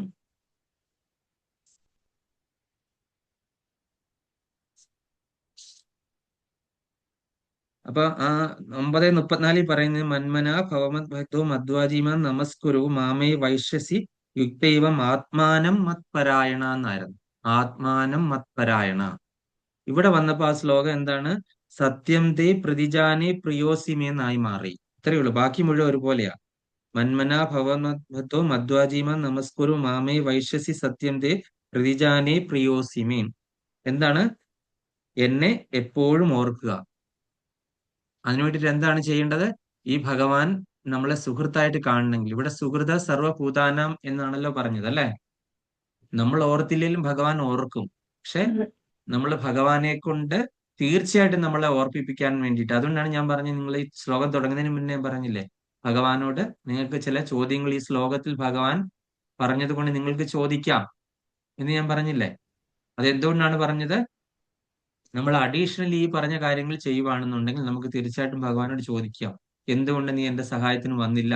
നീ സുഹൃത്താണ് എന്ന് പറഞ്ഞു ഈ ശ്ലോകത്തിൽ. ആ ശ്ലോകം ചൊല്ലിയിട്ട് പറയണം, നീ ഭോക്താരാം ഭോക്താരാം യജ്ഞതപസാം സർവലോകം മഹേശ്വരൻ എന്ന് പറഞ്ഞു, സുഹൃതം സർവഭൂതാന എന്നൊക്കെ നീ പറഞ്ഞിട്ട് നീ എന്തുകൊണ്ട് എന്റെ സുഹൃത്തായി വന്നിട്ട് എന്നെ ആ സമയത്ത് സഹായിച്ചില്ല എന്ന് ഭഗവാനോട് തീർച്ചയായിട്ടും നമുക്ക് ചോദിക്കാം. അതിനു വേണ്ടിയിട്ട് നമ്മൾ എന്ത് ചെയ്യണം? മന്മന ഭവമത് ഭക്ത, എന്റെ ഭക്തനാകും. മധ്വാജി നമസ്കുരു, എന്നെ നമസ്കരിക്കുക. അതിനെന്തെങ്കിലും ബുദ്ധിമുട്ടുണ്ടോ? എന്റെ ഭക്തനാകുന്നതിൽ എന്തെങ്കിലും കുഴപ്പമുണ്ടോ? ഇല്ല. എന്നെ നമസ്കരിക്കുന്ന എന്തെങ്കിലും എന്തിനാണ് നമ്മൾ നമസ്കരിക്കുന്നത്? ദണ്ഡവത് പ്രണാമം ചെയ്യുന്നത്. നിങ്ങൾ സ്ത്രീകളാകുമ്പോൾ പഞ്ചാംഗ പ്രണാമമാണ് ചെയ്യുന്നത്. പുരുഷന്മാർക്കാണെങ്കിൽ ദണ്ഡവത് പ്രണാമം, ഒരു ദണ്ഡ് എങ്ങനെ വീഴ്ത്തിയിട്ടിരിക്കുന്നു അതുപോലെ പ്രണമിക്കണം. എന്താണ് ഉദ്ദേശിക്കുന്നത് ഇവിടെ? എന്നെ പ്രണമിക്കും. പഞ്ചാംഗ പ്രണാമം എന്ന് പറഞ്ഞാൽ എന്തുവാ? പഞ്ചാംഗ പ്രണാമം എന്ന് പറഞ്ഞാൽ എന്തുവാ? സ്ത്രീകൾ 5 അംഗങ്ങൾ മാത്രം, 5 അംഗങ്ങൾ മാത്രമേ നിലത്ത് കൈ എന്താണ് പറയുക, നെറ്റി, കൈമുട്ട്, കാൽമുട്ട്. കൈമുട്ട് രണ്ടും കാൽമുട്ട് രണ്ടും നെറ്റി, അത്രയേ ഉള്ളൂ സ്ത്രീകള്. 5. സ്ത്രീകൾക്ക് അതിനെ അലൗഡ് ഉള്ളൂ. നമ്മുടെ ശാസ്ത്രങ്ങളിൽ പറഞ്ഞിരിക്കുന്നതാണ് പുരുഷന്മാർക്ക് ദണ്ഡവത് പ്രണാമം, ഒരു വടി എങ്ങനെ ഇട്ടിരിക്കുന്നു അതുപോലെ. അപ്പൊ 8 അംഗങ്ങളോളം സ്പർശിക്കുന്നുണ്ട്, 8. അപ്പം നമസ്കുരു, ഈ നമസ്കരിക്കുന്നതിന്റെ ഒരു പ്രത്യേകത എന്താണ്? നമ്മളുടെ ഈഗോ പോവാണ് അല്ലെ? നമുക്ക് ഇങ്ങനെ ഈഗോ ഉണ്ട്, ഭഗവാനെ കൂടുതലായിട്ട് ദണ്ഡവത്തോ അല്ലെ പഞ്ചവത്തോ നമസ്കാരം അങ്ങോട്ട് അടിക്കുക. ഈഗോ ഇങ്ങനെ പതുക്കെ പതുക്കെ പതുക്കെ തീർത്ത് കളയും ഭഗവാൻ നമ്മളുടെ അല്ലെ? നമുക്ക് ഒരാളുടെ മുന്നിൽ തല കുനിക്കാനോ ഒന്ന് താന്നു കൊടുക്കാനോ ഒക്കെ മടിയാണ് നമുക്ക് എല്ലാവർക്കും അല്ലെ? അപ്പൊ എന്ത് ചെയ്യും? ആ മടി മാറ്റാൻ വേണ്ടി നമ്മള് എന്ത് ചെയ്യും? ദണ്ഡവത്ത് കൊടുക്കുക അല്ലെ പഞ്ചവത്ത് കൊടുക്കുക, നമസ്കാരം കൊടുക്കുക അല്ലെ? കഴിവുന്ന അതൊരു എക്സസൈസും അല്ലേ അല്ലെ? നമുക്കൊരു ഈഗോ ഉണ്ട്, അത് മാറുന്നില്ല എങ്കിൽ 10 പഞ്ചവത്ത് അങ്ങോട്ട് അടിക്കുക, പല സമയങ്ങളിലാട്ടോ എപ്പോഴായാലും അല്ലെ? ഈഗോ ഓട്ടോമാറ്റിക്കലി നമ്മൾ പോലും അറിയാതെ മാറി കിട്ടും. നമ്മളൊരു പ്രത്യേക കാര്യത്തിൽ നമ്മൾ ഒരാളോടൊന്ന് സോറി പറയാനുണ്ട് അല്ലെങ്കിൽ എന്തെങ്കിലും പറയാം, നമ്മളെ നമ്മുടെ മനസ്സ് അനുവദിക്കുന്നില്ല. തീർച്ചയായിട്ടും ഭഗവാൻ അതിന് സഹായിക്കും. ഭഗവാന്റെ അടുക്കൽ ഒരു 10 പഞ്ചവത്ത് അടിച്ചു കഴിഞ്ഞാൽ ഭഗവാൻ നമ്മളെ ആ മടിയിൽ നിന്ന് മാറ്റിത്തരും. പിന്നെ അടുത്തെന്താണ്? മാമേ വൈശ്യസി സത്യത്തെ പ്രതിജാനെ പ്രിയോസിമേ. ഇങ്ങനെ ചെയ്തു പോന്നാൽ നിശ്ചയമായി നിനക്കെന്നെ പ്രാപിക്കാം എന്ന് ഭഗവാൻ പറഞ്ഞിരിക്കുകയാണ് അല്ലെ? ഞാൻ തീർത്ത് പറയുന്നു, ഞാൻ സത്യമായിട്ട് പറയുകയാണ് അല്ലെ? സത്യം തേ പ്രതിജാനെ പ്രിയോസിമേ. അല്ലയോ പ്രിയനായിട്ടുള്ള വ്യക്തി, നമ്മളോട് പറഞ്ഞിരിക്കുകയാണ്, എനിക്ക് വളരെ പ്രിയപ്പെട്ട വ്യക്തിയാണ് നീ, ഞാൻ സത്യമായിട്ട് പറയുകയാണ് അല്ലെ? ഞാൻ നിനക്ക് വാക്ക് തരുന്നു. കാര്യം നീ എനിക്ക് വളരെ പ്രിയപ്പെട്ട ആളാണ്, എനിക്ക് വളരെ പ്രിയപ്പെട്ട ആളാണ്. അപ്പൊ അതിനൊരു വ്യത്യാസവും ഭഗവാൻ വരുത്തുന്നില്ല. അതുകൊണ്ടാണ് ഞാൻ പറഞ്ഞത്, നിങ്ങൾക്ക് ഭഗവാനോട് നിങ്ങൾക്ക് ചോദിക്കാൻ പറ്റുന്ന സന്ദർഭങ്ങളുണ്ട്. ഭഗവാൻ ഇവിടെ ഈ ശ്ലോകത്തിൽ പറഞ്ഞിരിക്കുന്ന കാര്യങ്ങൾ ഭഗവാൻ ചെയ്തു തന്നില്ല എങ്കിൽ, നമ്മൾ ഇതേപോലെ ചെയ്യുന്ന വ്യക്തികളാണെങ്കിൽ തീർച്ചയായിട്ടും നമുക്ക് ഭഗവാനോട് ചോദിക്കാനുള്ള അധികാരവും ഉണ്ട് അല്ലെ? കാര്യം ഭഗവാൻ ഒരു വാക്ക് പറഞ്ഞെങ്കിൽ അത് വ്യതിചലിച്ചു എങ്കിൽ, ഈ ശാസ്ത്രത്തിൽ നിന്ന് ഭഗവാൻ അല്ലെങ്കിൽ ഭഗവാൻ പറഞ്ഞിരിക്കുന്ന വാക്കുകളിൽ നിന്ന് ഭഗവാൻ വ്യതിചലിക്കുന്ന സന്ദർഭം പരമഭക്തർക്ക് വേണ്ടിയിട്ട് മാത്രമേ ഉള്ളൂ. വാക്ക് പറയുന്നതൊക്കെ തെറ്റിക്കും അല്ലെ? അപ്പൊ നമ്മൾ എന്താണ് ഈ ശരണാഗതി ശ്ലോകങ്ങളിൽ നമ്മൾ എന്ത് ചെയ്യണം? നമ്മൾ ഇമ്പോർട്ടന്റ് കൊടുത്ത് നമ്മൾ ആ ശരണാഗതിയിലേക്ക് എത്തിച്ചേരണം. അപ്പൊ എത്തിച്ചേരേണ്ടതാണ് മന്മന ഭവമത് ഭക്തോ, എന്റെ ഭക്തനാകുക എന്നാണ് പറഞ്ഞിരിക്കുന്നത് അല്ലെ? അതത്ര എളുപ്പമാണോ? ഭക്തിയുടെ ഒരുപാട് ലെവലുകളുണ്ട്. ഏതൊക്കെയാണ്? എനിക്ക് സവിതാ മാതാജി എഴുതിയെടുത്തിട്ടുണ്ടായിരിക്കും നോട്ടിൽ, ഒന്ന് വായിച്ചു കഴിഞ്ഞാൽ എനിക്കത് എപ്പോഴും മറന്നുപോകും. നമ്മളെ ആരാണ് ഈ ഭക്തിയുടെ ഈ ലെവലിൽ 9 സ്റ്റേജസ് ഓഫ് ഡിവോഷണൽ സർവീസസ് പറഞ്ഞിരിക്കുന്ന ആരാണ്? ജ്ഞാനാംബിക മാതാജിക്ക് അറിയാമായിരിക്കും. മാതാജി ഒരുപാട് കോഴ്സുകൾ ചെയ്യുന്നതാണ്. 9 സ്റ്റേജസ്, ഭക്തിയുടെ 9 ഘട്ടങ്ങൾ. എന്താണ് പ്രഭു? കേട്ടില്ല, മഴ എവിടെ? ഒന്നുകൂടെ പറഞ്ഞേ. ഭക്തിയുടെ 9 ഘട്ടങ്ങളെ ഭക്തിയുടെ പറ്റി 9 ഘട്ടങ്ങൾ പറഞ്ഞിരിക്കുന്ന ആരാണ്? ആ ഏത് ഗ്രന്ഥത്തിലാണ് 9 ഘട്ടങ്ങൾ ആരാണ്?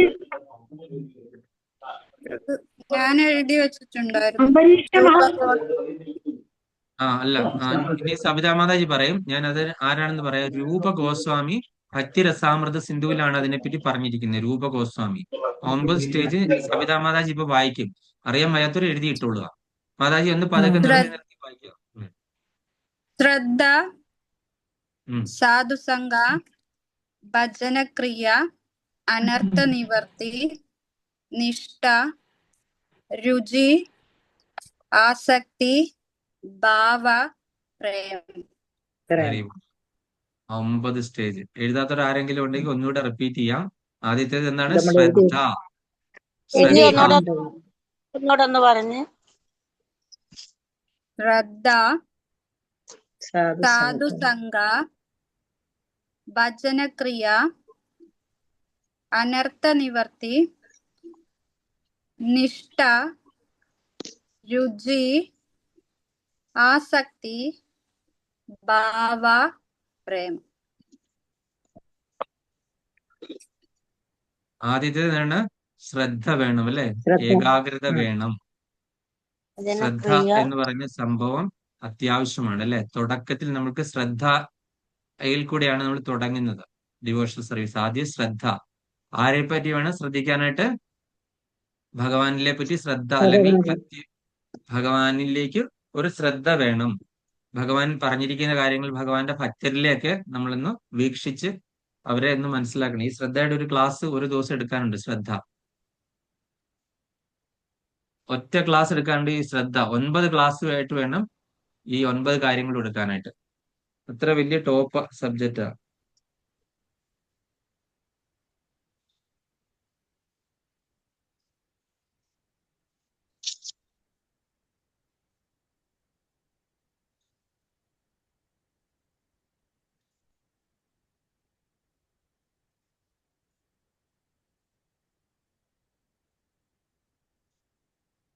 हरे कृष्णा प्रभु जी, दंडवत प्रणाम। मैंने क्लास में है, निकलेगा 6 बजे के बाद में निकलेगा। अभी है, घर में है, द्वारका धाम में जाना पड़ेगा। हरि बोल, हरे कृष्णा। 6:30 में निकलेगा प्रभु जी।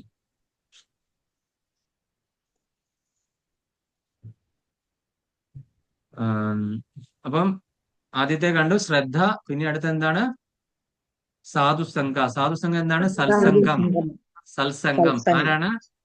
നമ്മൾ നല്ല ശുദ്ധഭക്തരുമായിട്ട് സംഘം ചേർന്ന് കഴിഞ്ഞാൽ മാത്രമേ നമുക്ക് ഇതിന് ഈ കോൺസെൻട്രേഷനും ശ്രദ്ധ ഇതെല്ലാം കിട്ടുള്ളൂ, അല്ലെ? അപ്പൊ രണ്ടാമത്തേത് സാധുസംഘം. പിന്നെ എന്താണ്? ഭജനക്രിയ, കീർത്തനം ചെല്ലണം, അല്ലെ? ഹരിനാമ സങ്കീർത്തനം. പിന്നെ അടുത്ത് എന്താണ്? അടുത്തെന്താണ് സബിതാ മാതാജി? അനർത്ഥ നിർവൃതി. അത് കഴിഞ്ഞിട്ട് എന്താണ്? നമ്മൾ ഈ നാമജപം ചെയ്യുമ്പോൾ നമ്മൾ 10 അപരാധങ്ങള് ഉണ്ടാകാറുണ്ടല്ലോ. ഈ അനർത്ഥങ്ങളെല്ലാം ഒഴിവാക്കണം. നാമാപരാധം, നമ്മൾ മറ്റുള്ളവരെ കുറ്റം പറയുന്നത് ഒഴിവാക്കുക. വൈഷ്ണവരെ കുറ്റം. അനർത്ഥ നിവൃത്തിയല്ലേ പ്രഭു? അനർത്ഥ നിവൃത്തിയല്ലേ? അനർത്ഥ നിർവൃതി. നിർവൃതി. എങ്ങനെയാണോ? അനർത്ഥ നിർവൃത്തി. അപ്പം ആ അനർത്ഥങ്ങൾ ഒഴിവാക്കുക. എങ്ങനെ അനർത്ഥങ്ങൾ വരുന്നത്? നമ്മൾ നാമം ജപിച്ചുകൊണ്ട് നമ്മൾ മറ്റു പല കാര്യങ്ങളും ചെയ്യുക, TV കാണുക, ന്യൂസ് കാണുക, ഫോൺ എടുക്കുക, സംസാരിക്കുക, സോഷ്യൽ മീഡിയ കാണുക, പിന്നെ എന്താണ് പറയുന്നത്, മറ്റുള്ളവരെ കുറ്റം പറയുക, മറ്റ് ദേവീദേവന്മാർക്ക് വേണ്ടിയിട്ട് നമ്മൾ ഈ നാമം ജപിച്ചുകൊണ്ട് അവരെ മനസ്സിൽ കാണുക. അങ്ങനെയൊക്കെയുള്ള ഒരുപാട് അനർത്ഥങ്ങളുണ്ട്, അല്ലെ? 10 അപരാധങ്ങൾ എന്ന് പറഞ്ഞ ഒരു സംഭവം വൈഷ്ണവഗീതത്തിൽ കിടപ്പുണ്ട്. അത് വായിച്ചു നോക്കുക ഏതൊക്കെ അനർത്ഥങ്ങളാണ്. ആ അനർത്ഥങ്ങളെല്ലാം ഒഴിവാക്കുക. പിന്നെ അടുത്തത് പിന്നെ എന്താണ്? നിഷ്ഠയല്ലേ? നിഷ്ഠ. നമ്മൾ എന്തിനും ഒരു നിഷ്ഠ വെച്ച് പുലർത്തും. ഈ നിഷ്ഠ എന്നും ഞാൻ ഈ പറയുന്ന ഒറ്റ സെന്റൻസ് ഒന്നും അല്ല കേട്ടോ, ഭയങ്കര വലിയ ടോപ്പിക്കാണ് നിഷ്ഠ. നമ്മള് ഭഗവത്ഗീത വായിക്കാനായിട്ട് ഭഗവത്ഗീത രുചി വായിക്കാനായിട്ട് നമ്മൾ ഒരു നിഷ്ഠ വെക്കുക. നമ്മൾ ഒരു ദിവസം ഒരു ശ്ലോകം ഒരു വായിക്കുക, അതിന്റെ അർത്ഥം ഭാവാർത്ഥം തീർച്ചയായിട്ടും വായിക്കുമെന്നൊരു നിഷ്ഠ വെക്കുക. ഭാഗവതത്തിന്റെ ഒരു ശ്ലോകം വായിക്കും. ശ്രീലപ്രഭാതരുടെ ഏതെങ്കിലും രണ്ട് ചെറിയ ബുക്കിന്റെ 2 പേജുകൾ വായിക്കും. അതുപോലെ തന്നെ 16 റൗണ്ട് നാമം ജപിക്കും. ഇങ്ങനെ ഒരു നിഷ്ഠ നമ്മൾ തുടരുക ജീവിതത്തിൽ. അടുത്ത എന്താണ് മാതാജി? രുചി രുചി എന്താണ്? രുചി രുചി രുചി അല്ലെ? രുചി ആ, ഈ നിഷ്ഠയൊക്കെ നമ്മൾ എടുത്തു. ഈ ഒരു സ്റ്റേജ് എത്തിക്കഴിയുമ്പോൾ അനർത്ഥ നിർവൃതിയൊക്കെ വരുമ്പോഴത്തേക്കും നമുക്ക് നാമരുചി എന്ന് പറഞ്ഞ ഒരു സാധനം ഓട്ടോമാറ്റിക്കലി ഇത് ഭഗവാനോ അല്ലെങ്കിൽ ഗുരുവാണോ ഈ കൊണ്ടു തരുന്നത് നാമരുചി. അതുവരെ നമുക്ക് നാമരുചി ഇല്ലായിരുന്നു. നമ്മൾ അലസ്യമായിട്ടാണ് ഇതൊക്കെ ചെയ്തുകൊണ്ടിരുന്നത് അല്ലേ? ഈ അപരാധങ്ങളിൽ നിന്ന് മുക്തനായിട്ട് നമ്മൾ വന്നപ്പോൾ നമുക്ക് നാമരുചി ഓട്ടോമാറ്റിക്കലി വന്നു ചേരുന്ന ഒരു സാധനമാണ്. പിന്നെ അടുത്ത് എന്താണ്? ആസക്തി ആസക്തി അതിനുശേഷം അതുവരെ നമുക്ക് ആസക്തി എന്തിനോടായിരുന്നു? ഭൗതികമായിട്ടുള്ള കാര്യങ്ങളോട്. ഈ ഒരു സ്റ്റേജ് എത്തുമ്പോൾ നമുക്ക് ഭഗവാനോട് ആസക്തിയായി. ഭഗവാന്റെ കാര്യങ്ങൾ കേൾക്കാനായിട്ട് വലിയ സന്തോഷവും അതുപോലെ തന്നെ ഭഗവാന്റെ ഭക്തരെ കാണാനായിട്ട് ഭയങ്കര തിടുക്കവും അമ്പലത്തിലൊക്കെ പോയി ഭഗവാനെ തൊഴാനായിട്ട് എന്തെന്നില്ലാത്ത ഒരു ആവേശവും ഇതൊക്കെ വരുന്നു. ആ ആസക്തി വരുന്നു. മറ്റുള്ള ഭൗതിക കാര്യങ്ങളോട് വിരക്തിയും അതുപോലെ തന്നെ ഭഗവാനുമായിട്ട് ബന്ധപ്പെട്ട സംഭവങ്ങളോട് ആസക്തിയും ഉണ്ടാകുന്നു. പിന്നെ അടുത്തത് ഭാവ ഭാവ. ഭാവ അത് കഴിഞ്ഞിട്ടാണ് നമുക്ക് ശാന്തരസം, മാധുര്യരസം, അതുപോലെ സാഖ്യരസം, അങ്ങനെയൊക്കെയുള്ള പല പല സ്റ്റേജ് ഭാവ സ്റ്റേജിലേക്ക് പോകുന്നത്. നമ്മൾ ഭഗവാനെ പുത്രനായിട്ട് കാണുന്നു. എപ്പോഴും നമ്മൾ എന്താണ് വടിയൊക്കെ എടുത്തുകൊണ്ട് നമ്മൾ നടക്കുക. നീ പറഞ്ഞ അനുസരിക്കുന്നില്ലല്ലേ എന്നൊക്കെ പറഞ്ഞ് നല്ല ഡ്രസ്സുകളൊക്കെ തയ്പ്പിച്ച് അതിൻ്റെ അകത്ത് മുഴുവൻ ലേസുകളൊക്കെ ഇങ്ങനെ തയ്പ്പിച്ച് ഭഗവാന് ഡ്രസ്സ് തയ്ക്കുന്ന ആ ഒരു കൊച്ചു കുട്ടിക്ക് നമ്മൾ തയ്ച്ചിടുന്ന പോലെ തന്നെ നമ്മൾ അതിൻ്റെ അകത്ത് ഓരോ മുത്ത് കോർക്കുമ്പോഴും ഇതിട്ട് കഴിഞ്ഞാൽ അവന് സന്തോഷമാകും. നല്ല ഭംഗിയായിരിക്കും ഇതിട്ട് കഴിഞ്ഞാൽ. അങ്ങനെ ആ ഒരു അമ്മയുടെ ആ ഒരു രസത്തിന് വേണ്ടിയിട്ടല്ലേ, പറഞ്ഞാൽ കേൾക്കുന്നില്ല എന്നുള്ള രീതിയിലുള്ള ആ ഒരു ശകാരം ചെയ്യാനായിട്ടുള്ളൊരു ഇത്. ഈ കുട്ടി എപ്പോഴും അതിന് വിശക്കും. അത് ഞാൻ ഭക്ഷണം ഉണ്ടാക്കി കൊടുക്കുക, അതിനെ ഊട്ടിക്കുക, ഇങ്ങനെ എന്തെങ്കിലും വായിലൊക്കെ ഇങ്ങനെ വെണ്ണ ഇങ്ങനെ വെച്ചു കൊടുക്കുക, ഇങ്ങനെയൊക്കെയുള്ള ആ ഒരു രീതിയാണ് എന്താണ് ഭാവ ലെവൽ എന്ന് പറയാതെ. ഭാവ ലെവൽ. അപ്പൊ ഈ ഭാവ ലെവലിന് നമുക്ക് എത്തിച്ചേരുക. അത് കഴിഞ്ഞിട്ട് പിന്നെ എത്തുന്നതാണ് ലാസ്റ്റ് ആണ് PhD ലെവലാണ് അല്ലെ? PhD ലെവൽ പ്രേമ. ആ പ്രേമ ലെവൽ ആരാണ് പ്രേമ ലെവലിൽ ജീവിക്കുന്ന ആൾക്കാര്? ഗോപിക ഗോപികമാര്, ഭഗവാന്റെ ഗോപികമാര് ഗോപികമാര്. ഗോപികമാര് രാധാ അപ്പം രാധാറാണിയാണ് അതിന്റെ അവതാരം. പ്രേമ ലെവലിന്റെ തന്നെ അവതാരമൂർത്തിയാണ് രാധാറാണി. ഗോപികമാര്, വ്രജഗോപികമാര് അല്ലെ? നമ്മളുടെ ഓരോരുത്തരും ഗോപികമാരാകുന്ന സ്റ്റേജിൽ എന്താണ്? ഭഗവാൻ നമ്മളുടെ കാമുകനായിരിക്കും അല്ലെ? അപ്പൊ ഭഗവാൻ എങ്ങനെ കാമുകനാണ്? ഞാൻ കഴിഞ്ഞ ക്ലാസ്സിൽ പറഞ്ഞല്ലേ, ഭഗവാൻ എങ്ങനെ നമ്മളുടെ കാമുകനാകും? നമ്മൾ ഇത്രയും വയസ്സായ ആളല്ലേ? ഭഗവാൻ ചെറുപ്പക്കാരനല്ലേ? ഭഗവാൻ നവയൗവനാണല്ലേ? എത്രയോ യുഗങ്ങളായിട്ട് ഭഗവാൻ ഉണ്ടല്ലേ? ഭഗവാൻ ഒരിക്കലും പ്രായം ചെല്ലുകയില്ല. നമുക്ക് എങ്ങനെ ഭഗവാനെ കാമുകനായിട്ട് കാണും? അപ്പം അതെങ്ങനെ നമുക്ക് വളരെ നിസ്സാരമായിട്ട് നമ്മൾ കാണുക എന്ന് പറഞ്ഞു കഴിഞ്ഞാൽ ഭഗവാന്റെ ലീലകളിൽ കൂടെ നമ്മൾ സഞ്ചരിക്കുകയാണെന്നുണ്ടെങ്കിൽ ഗോപികമാര് എങ്ങനെ ഭഗവാനെ കണ്ടിരുന്നു? ഭഗവാൻ ഓടക്കുഴലിൽ വിളിക്കുമ്പോൾ അവർ സർവ്വതും ഇട്ടേച്ചു, അവരുടെ കൊച്ചുങ്ങളെയും അവരുടെ ഭർത്താക്കന്മാരെയും അതുപോലെ എല്ലാം ഇട്ടെറിഞ്ഞ് വീട്ടിൽ പാചകം ചെയ്തുകൊണ്ടിരുന്ന അത് അടുപ്പിൽ അതേ പിടിയിട്ടിട്ട് ഓടി ചെല്ലുക അല്ലെ? സർവ്വതും വെടിഞ്ഞ് ഭഗവാനിലേക്ക് ചെല്ലുക. അപ്പൊ ഭഗവാൻ അവർക്കൊരു വിരഹം കൊടുത്ത എന്താണ്? ഞാൻ പറഞ്ഞല്ലോ, പരകീയ പ്രേമരസം എന്ന് പറഞ്ഞില്ല. ആൾ അടുത്തില്ലാത്തപ്പോ ആളോട് തോന്നുന്ന പ്രേമം. അതായത് വിവാഹത്തിന് മുൻപേ ഒരു കമിതാവ് അതിന്റെ ഒരു കാമിനിയെ എങ്ങനെ കാത്തിരിക്കുന്നു. ഒരു മെസ്സേജ് വരുമ്പോൾ വാട്സപ്പിൽ വരുമ്പോൾ ഓടിച്ചെന്ന് എടുക്കുന്നു, അല്ലെങ്കിൽ ഒരു ഫോൺ കോൾ വരുമ്പോൾ ഇങ്ങനെ കാത്തിരുന്ന് വിളിക്കുന്നു, അല്ലെങ്കിൽ ഒരു പ്രത്യേക ഒരു സ്നേഹമല്ലേ? കല്യാണം കഴിഞ്ഞു, കണ്ടു, അതെല്ലാം തീർന്നു. ആ പ്രേമം എന്ന് പറഞ്ഞ സംഭവം തീർന്നു. അതിന് മുൻപേ ഉള്ള ഒരവസ്ഥയില്ല. ഞാൻ ചെറിയൊരു എക്സാമ്പിളാണ്, ഭൗതികമായ എക്സാമ്പിൾ ഒന്നും കൊണ്ട് ഇത് പറയാവുന്നതല്ല. പക്ഷെ നിങ്ങൾക്കത് മനസ്സിലാകാൻ വേണ്ടിയിട്ട് പറഞ്ഞതേ ഉള്ളൂ. എന്താണ് വിവാഹത്തിന് മുൻപേ ഉള്ള ആ ഒരു അവസ്ഥ? എന്താണ് ഒരു ഒരു കാമിനിയോട് ചെയ്യുമ്പോൾ ഉണ്ടാകുന്ന ആ ഒരു അംഗവിക്ഷേപങ്ങളും, അതുപോലെ ഒരു മെസ്സേജ് അയക്കുന്നു, ഒരെണ്ണം വരുമ്പം കാത്തിരിക്കുന്നു, അത് നോക്കിയിരിക്കുന്നു, അത് വായിച്ചു കഴിഞ്ഞ് അറിയാതെ തന്നെ ഒരു ചിരി വരുന്നു. അതുപോലെ തന്നെ എന്താണ് ഫോൺ വിളിക്കുമ്പോഴും നമുക്ക് എന്തെന്നില്ലാത്ത ഒരു ആനന്ദം ഈ വരുന്ന അവസ്ഥ. ഈ എന്താണ് ആളടുത്തില്ലാത്തപ്പോഴുള്ള അവസ്ഥയല്ലേ? ആളടുത്തുണ്ടെങ്കിലോ ഈ അവസ്ഥ ഉണ്ടാവോ? ഇല്ല അല്ലെ? അപ്പൊ ഭഗവാൻ ഇല്ലാതെ ഇരുന്നപ്പോൾ ആ ഗോപികമാർക്ക് ഭഗവാൻ അടുത്തുള്ളത് പോലെ തോന്നി തോന്നിച്ചിട്ട് ഭഗവാനെ വിട്ടുപിരിഞ്ഞപ്പോഴുള്ള ആ ഒരു സെപ്പറേഷൻ, മോഡ് ഓഫ് സെപ്പറേഷൻ, ആ സെപ്പറേഷനിലുള്ള ആ ഒരു പ്രേമം, അനുരാഗം, ആ അനുരാഗമാണ് പ്രേമ ലെവൽ എന്ന് പറഞ്ഞത് അല്ലെ. സദാ ഭഗവാനെ ആലോചിച്ചുകൊണ്ടിരിക്കുക അല്ലെ. ഒരു കമിതാവ്, ഒരു കാമുകി സദാ അതിന്റെ കാമുകനെ ആലോചിച്ചുകൊണ്ടിരിക്കുന്ന അവസ്ഥ, ഏത് സമയം അല്ലെ. വേറെ ഒന്നും ചെയ്യാതിരിക്കുന്നുണ്ടോ? ഉറങ്ങുന്നുണ്ട്, ഉണ്ണുന്നുണ്ട്, വീട്ടിലെ കാര്യങ്ങളെല്ലാം ചെയ്യുന്നുണ്ട്, എല്ലാ പ്രവൃത്തികളും ചെയ്യുന്നുണ്ട്. ഗൃഹസ്ഥരായ ഒരാൾക്ക് അവർക്ക് മക്കളുണ്ടാകാം, ഭർത്താവ് ഉണ്ടാകാം, കൊച്ചുമക്കൾ ഉണ്ടാകാം. പക്ഷെ ഭഗവാൻ കാമുകനാണെന്ന് വിചാരിച്ച് സദാ എന്താണ് ഭഗവാനെ പറ്റി ഏത് പ്രവൃത്തി ചെയ്യുമ്പോഴും ഭഗവാനെ പറ്റി വിചാരിച്ചുകൊണ്ട് ഭഗവാൻ എന്നിൽ നിന്നും അകലെയാണ്. അപ്പൊ ആ ഭഗവാനെ അടുത്ത് നമ്മൾ കാണാൻ വേണ്ടിയിട്ടുള്ള നമ്മളുടെ ആ ഭഗവാനെ കിട്ടാൻ വേണ്ടിയിട്ടുള്ള, അതായത് ഒരു അകന്നിരിക്കുന്ന രണ്ട് കാമുകന്മാരെ അടുത്ത് എത്താൻ വേണ്ടിയിട്ട് അവർ പരിശ്രമിക്കുന്ന ആ ഒരു പരിശ്രമം പോലെ നമ്മൾ ഈ അടുത്ത് ഇയാളെ കിട്ടാൻ വേണ്ടിയിട്ട് നമ്മൾ ഉള്ള കാത്തിരിപ്പ്, ആ കാത്തിരിപ്പാണ് ഏറ്റവും ടോപ്പ് ലെവല്.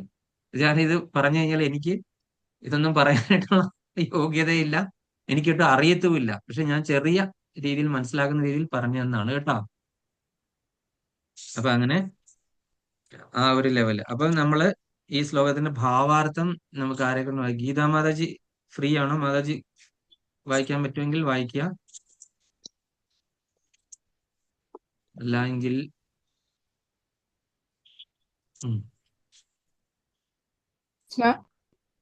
ഭാവാർത്ഥം ഇപ്പൊ വായിക്കാമേ.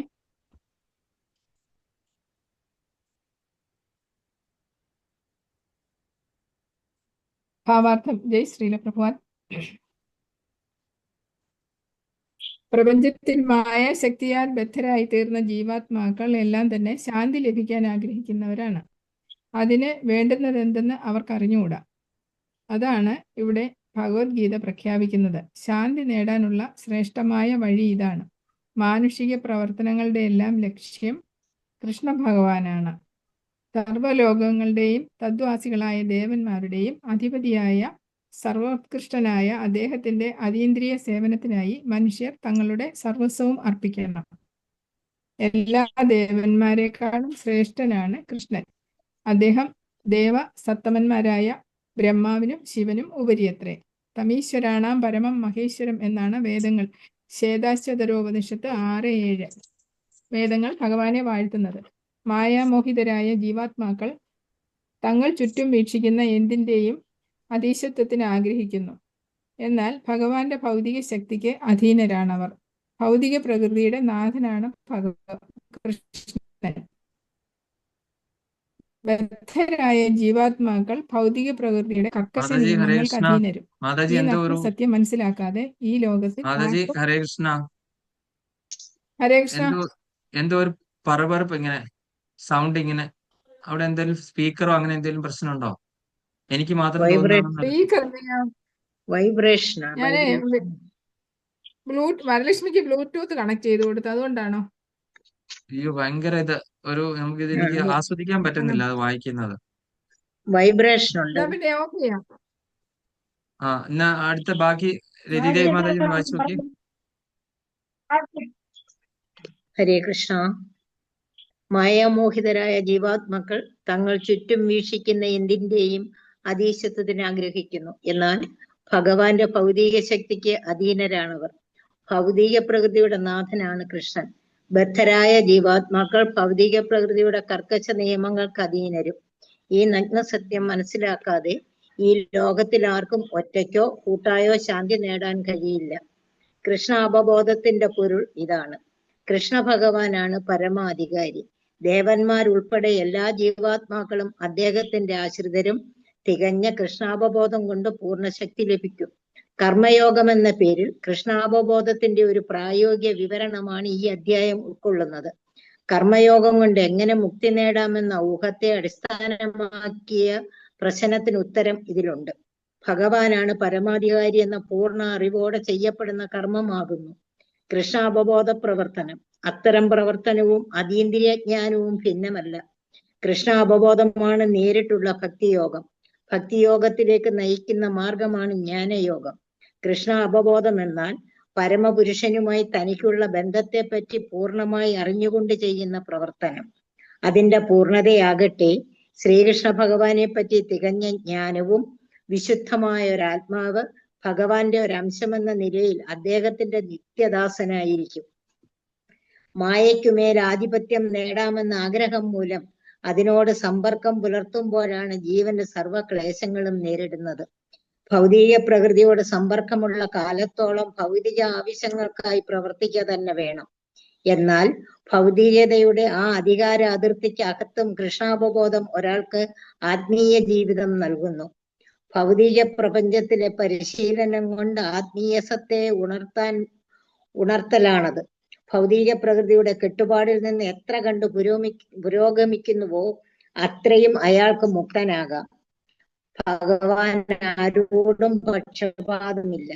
ഇന്ദ്രിയങ്ങൾ അടക്കാനും രാഗദോഷങ്ങളെ സ്വാധീന ശക്തിയിൽ നിന്ന് സ്വയം മോചിക്കാനുമുള്ള പ്രയത്നത്തിന്റെ തന്റെ കൃഷ്ണാവബോധത്തിലുള്ള കർത്തവ്യങ്ങൾ എങ്ങനെ നിറവേറ്റുന്നു എന്നതിനെ ആശ്രയിച്ചിരിക്കുന്നു എല്ലാം. ഈ വികാരങ്ങളെ നിയന്ത്രിച്ച് കൃഷ്ണാവബോധം കൈവന്നാലാകട്ടെ യഥാർത്ഥമായ അതീന്ദ്രിയാവസ്ഥയിൽ ബ്രഹ്മനിർവാണത്തിൽ ജീവിക്കാം. കൃഷ്ണാവബോധത്തിൽ അഷ്ടാംഗയോഗം സ്വയം പരിശീലിക്കപ്പെടുന്നു എന്ന് വേണം പറയാൻ.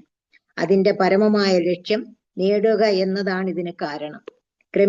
ക്രമീകമായ പുരോഗമനത്തിനുള്ള സാധനയാണ് യമം, നിയമം, ആസനം, പ്രാണായാമം, പ്രത്യാഹാരം, ധാരണ, ധ്യാനം, സമാധി എന്നിവ. എന്നാൽ അവയെല്ലാം ഭക്തിപരിതമായ സേവനത്തിന്റെ പരിപൂർണതയ്ക്കുള്ള മുഖക്കുറിപ്പുകൾ മാത്രം. ഭക്തിപൂർവ്വ സേവനത്തിന് മാത്രമേ മനുഷ്യന് ശാന്തി നൽകാൻ കഴിയൂ. അതാണ് ജീവിതത്തിന്റെ പരിപൂർണത. കർമ്മയോഗം, കൃഷ്ണാവബോധത്തിൽ പ്രവർത്തനം എന്ന ശ്രീമദ് ഭഗവത്ഗീതയിലെ 5-ാം അധ്യായത്തിന്റെ ഭക്തി വേദാന്ത വിശദീകരണം ഇപ്രകാരം സമാപിക്കുന്നു. ഹരേ കൃഷ്ണ. ഹരേ കൃഷ്ണ. അപ്പൊ നമ്മള് 5-ാമത്തെ കറക്റ്റ് 5:30. ഇനി ആർക്കെങ്കിലും തിരക്കുള്ളവർക്ക് ഇറങ്ങാം. നമ്മള് 5-ാമത്തെ അധ്യായം കഴിഞ്ഞു. ഇനി അടുത്ത ആഴ്ച പ്രശ്നോത്തരിയാണ്. ഇനി ഹരിനാമ കീർത്തനത്തിലെ 2 ശ്ലോകങ്ങൾ സമയമുള്ളവർ ഇരിക്കുക. 35-ഉം 36-ഉമാണ്. ഞാൻ വായിക്കാം.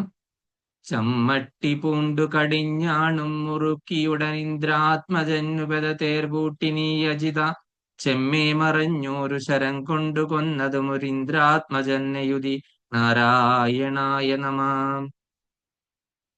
അപ്പൊ ചമ്മട്ടി പൂണ്ടു. ചമ്മട്ടി എന്താണ്? ഭഗവാന്റെ ആ വില്ലാണ് ചമ്മട്ടി. എന്നിട്ട് ആ ചമ്മട്ടിയിൽ എന്താണ്? കടിഞ്ഞാണ് മുറുക്കി ഇന്ദ്രാത്മജനു തേർപൂട്ടി. ഇന്ദ്രാത്മജൻ ആരാണ്? ഇന്ദ്രാത്മജൻ ശരിയാ, സോറി, എനിക്ക് തെറ്റിപ്പോയി. ചമ്മട്ടി എന്ന് പറഞ്ഞ ഭഗവാൻ ചാട്ടവാറാണ് അല്ലെ? ചമ്മട്ടി കൊണ്ട് കടിഞ്ഞാണ് മുറുക്കി. കടിഞ്ഞാണ് മുറുക്കി എന്താണ്? കുതിരയുടെ കടിഞ്ഞാണ് മുറുക്കി അല്ലെ? ഭഗവാൻ തേരാളിയായിട്ട് വന്നു.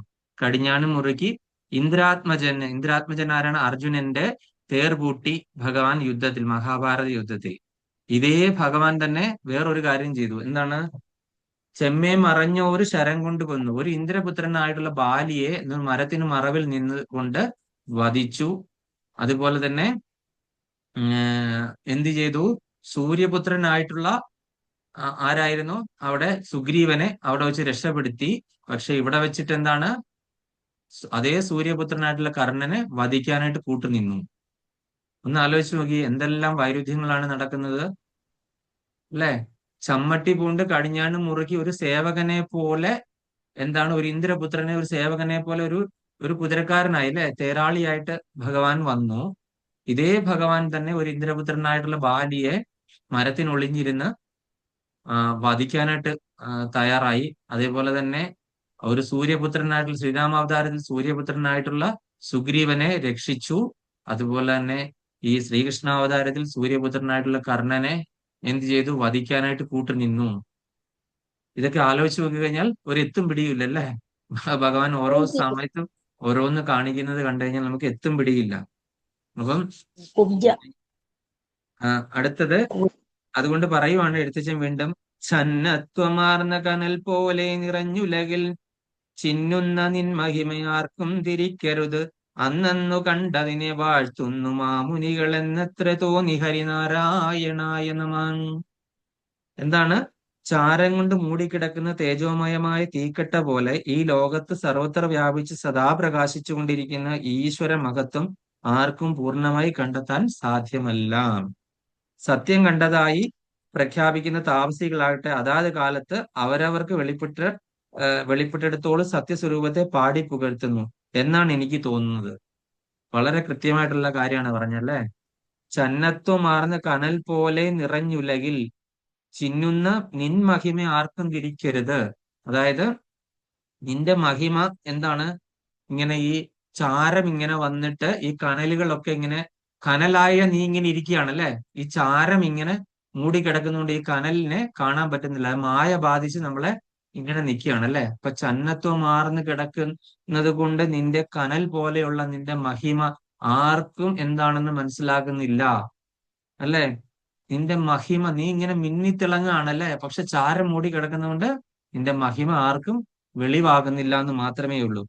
അന്നന്ന് കണ്ടതിനെ വാഴ്ത്തുന്ന മാമുനികൾ. അപ്പം മുനിമാരെ എന്താണ് അപ്പൊ കണ്ട എന്താണെന്ന് ഉള്ള അതിനെ ഗ്ലോറിഫൈ ചെയ്ത് കൊടുക്കുന്നു. കാര്യം എത്ര യുഗങ്ങളെ, എത്ര ബ്രഹ്മാവിന്റെ ഒരു ദിവസത്തിൽ തന്നെ ഈ ഭഗവാന്റെ ദശാവതാരങ്ങളൊക്കെ എത്ര പ്രാവശ്യം സംഭവിക്കുന്നു അല്ലേ. അപ്പൊ അന്നന്ന് കണ്ടതിനെ ആ മുനിമാര് വാഴ്ത്തിയത് മാത്രമേ നമുക്ക് അറിയാൻ പറ്റുന്നുള്ളൂ അല്ലേ. എന്നത്തെ തോന്നി. എനിക്ക് അങ്ങനെ തോന്നുന്നു. കാര്യം ഈ കണ്ടതും ഈ വായിച്ചതും ഒക്കെ വളരെ കുറച്ച് കാര്യങ്ങൾ മാത്രമേ ഉള്ളൂ അല്ലേ. നമ്മൾ ഈ കണ്ടതും കേട്ടതും ഒക്കെ ഭഗവാന്റെ ആ അപാരമായ കൃപയുടെ വളരെ കുറച്ച് കാര്യങ്ങൾ മഹാമുനികൾ എഴുതി വെച്ചത് മാത്രമേ നമുക്ക് അറിയുള്ളൂ. ബാക്കിയുള്ളതൊന്നും നമുക്കറിയില്ല. ഓരോ ദിവസവും എത്രയോ കോടിക്കണക്കിന് ലീലകൾ ഭഗവാൻ ഏതെല്ലാം യുഗങ്ങളിലും ഏതെല്ലാം പ്രപഞ്ചങ്ങളിലും ചെയ്തുകൊണ്ടിരിക്കുന്നു. അതിനെപ്പറ്റിയൊന്നും നമുക്ക് യാതൊരു അറിവുമില്ല എന്നാണ് പറയുന്നത്. ഹരേ കൃഷ്ണ. എന്തെങ്കിലും ചോദ്യം ഉണ്ടെങ്കിൽ ചോദിക്കാം, അല്ലെങ്കിൽ എന്തെങ്കിലും പോയിന്റ്സ് ഉണ്ടെങ്കിൽ പറയാം, അല്ലാത്തവര് ലീവ് ചെയ്യാം. കൃഷ്ണ പ്രഭു ഞാൻ ഇറങ്ങണം കേട്ടാ. പഞ്ചായത്ത് ശരി ഇറങ്ങട്ടെ ഞാൻ. ശരി മാതാജി.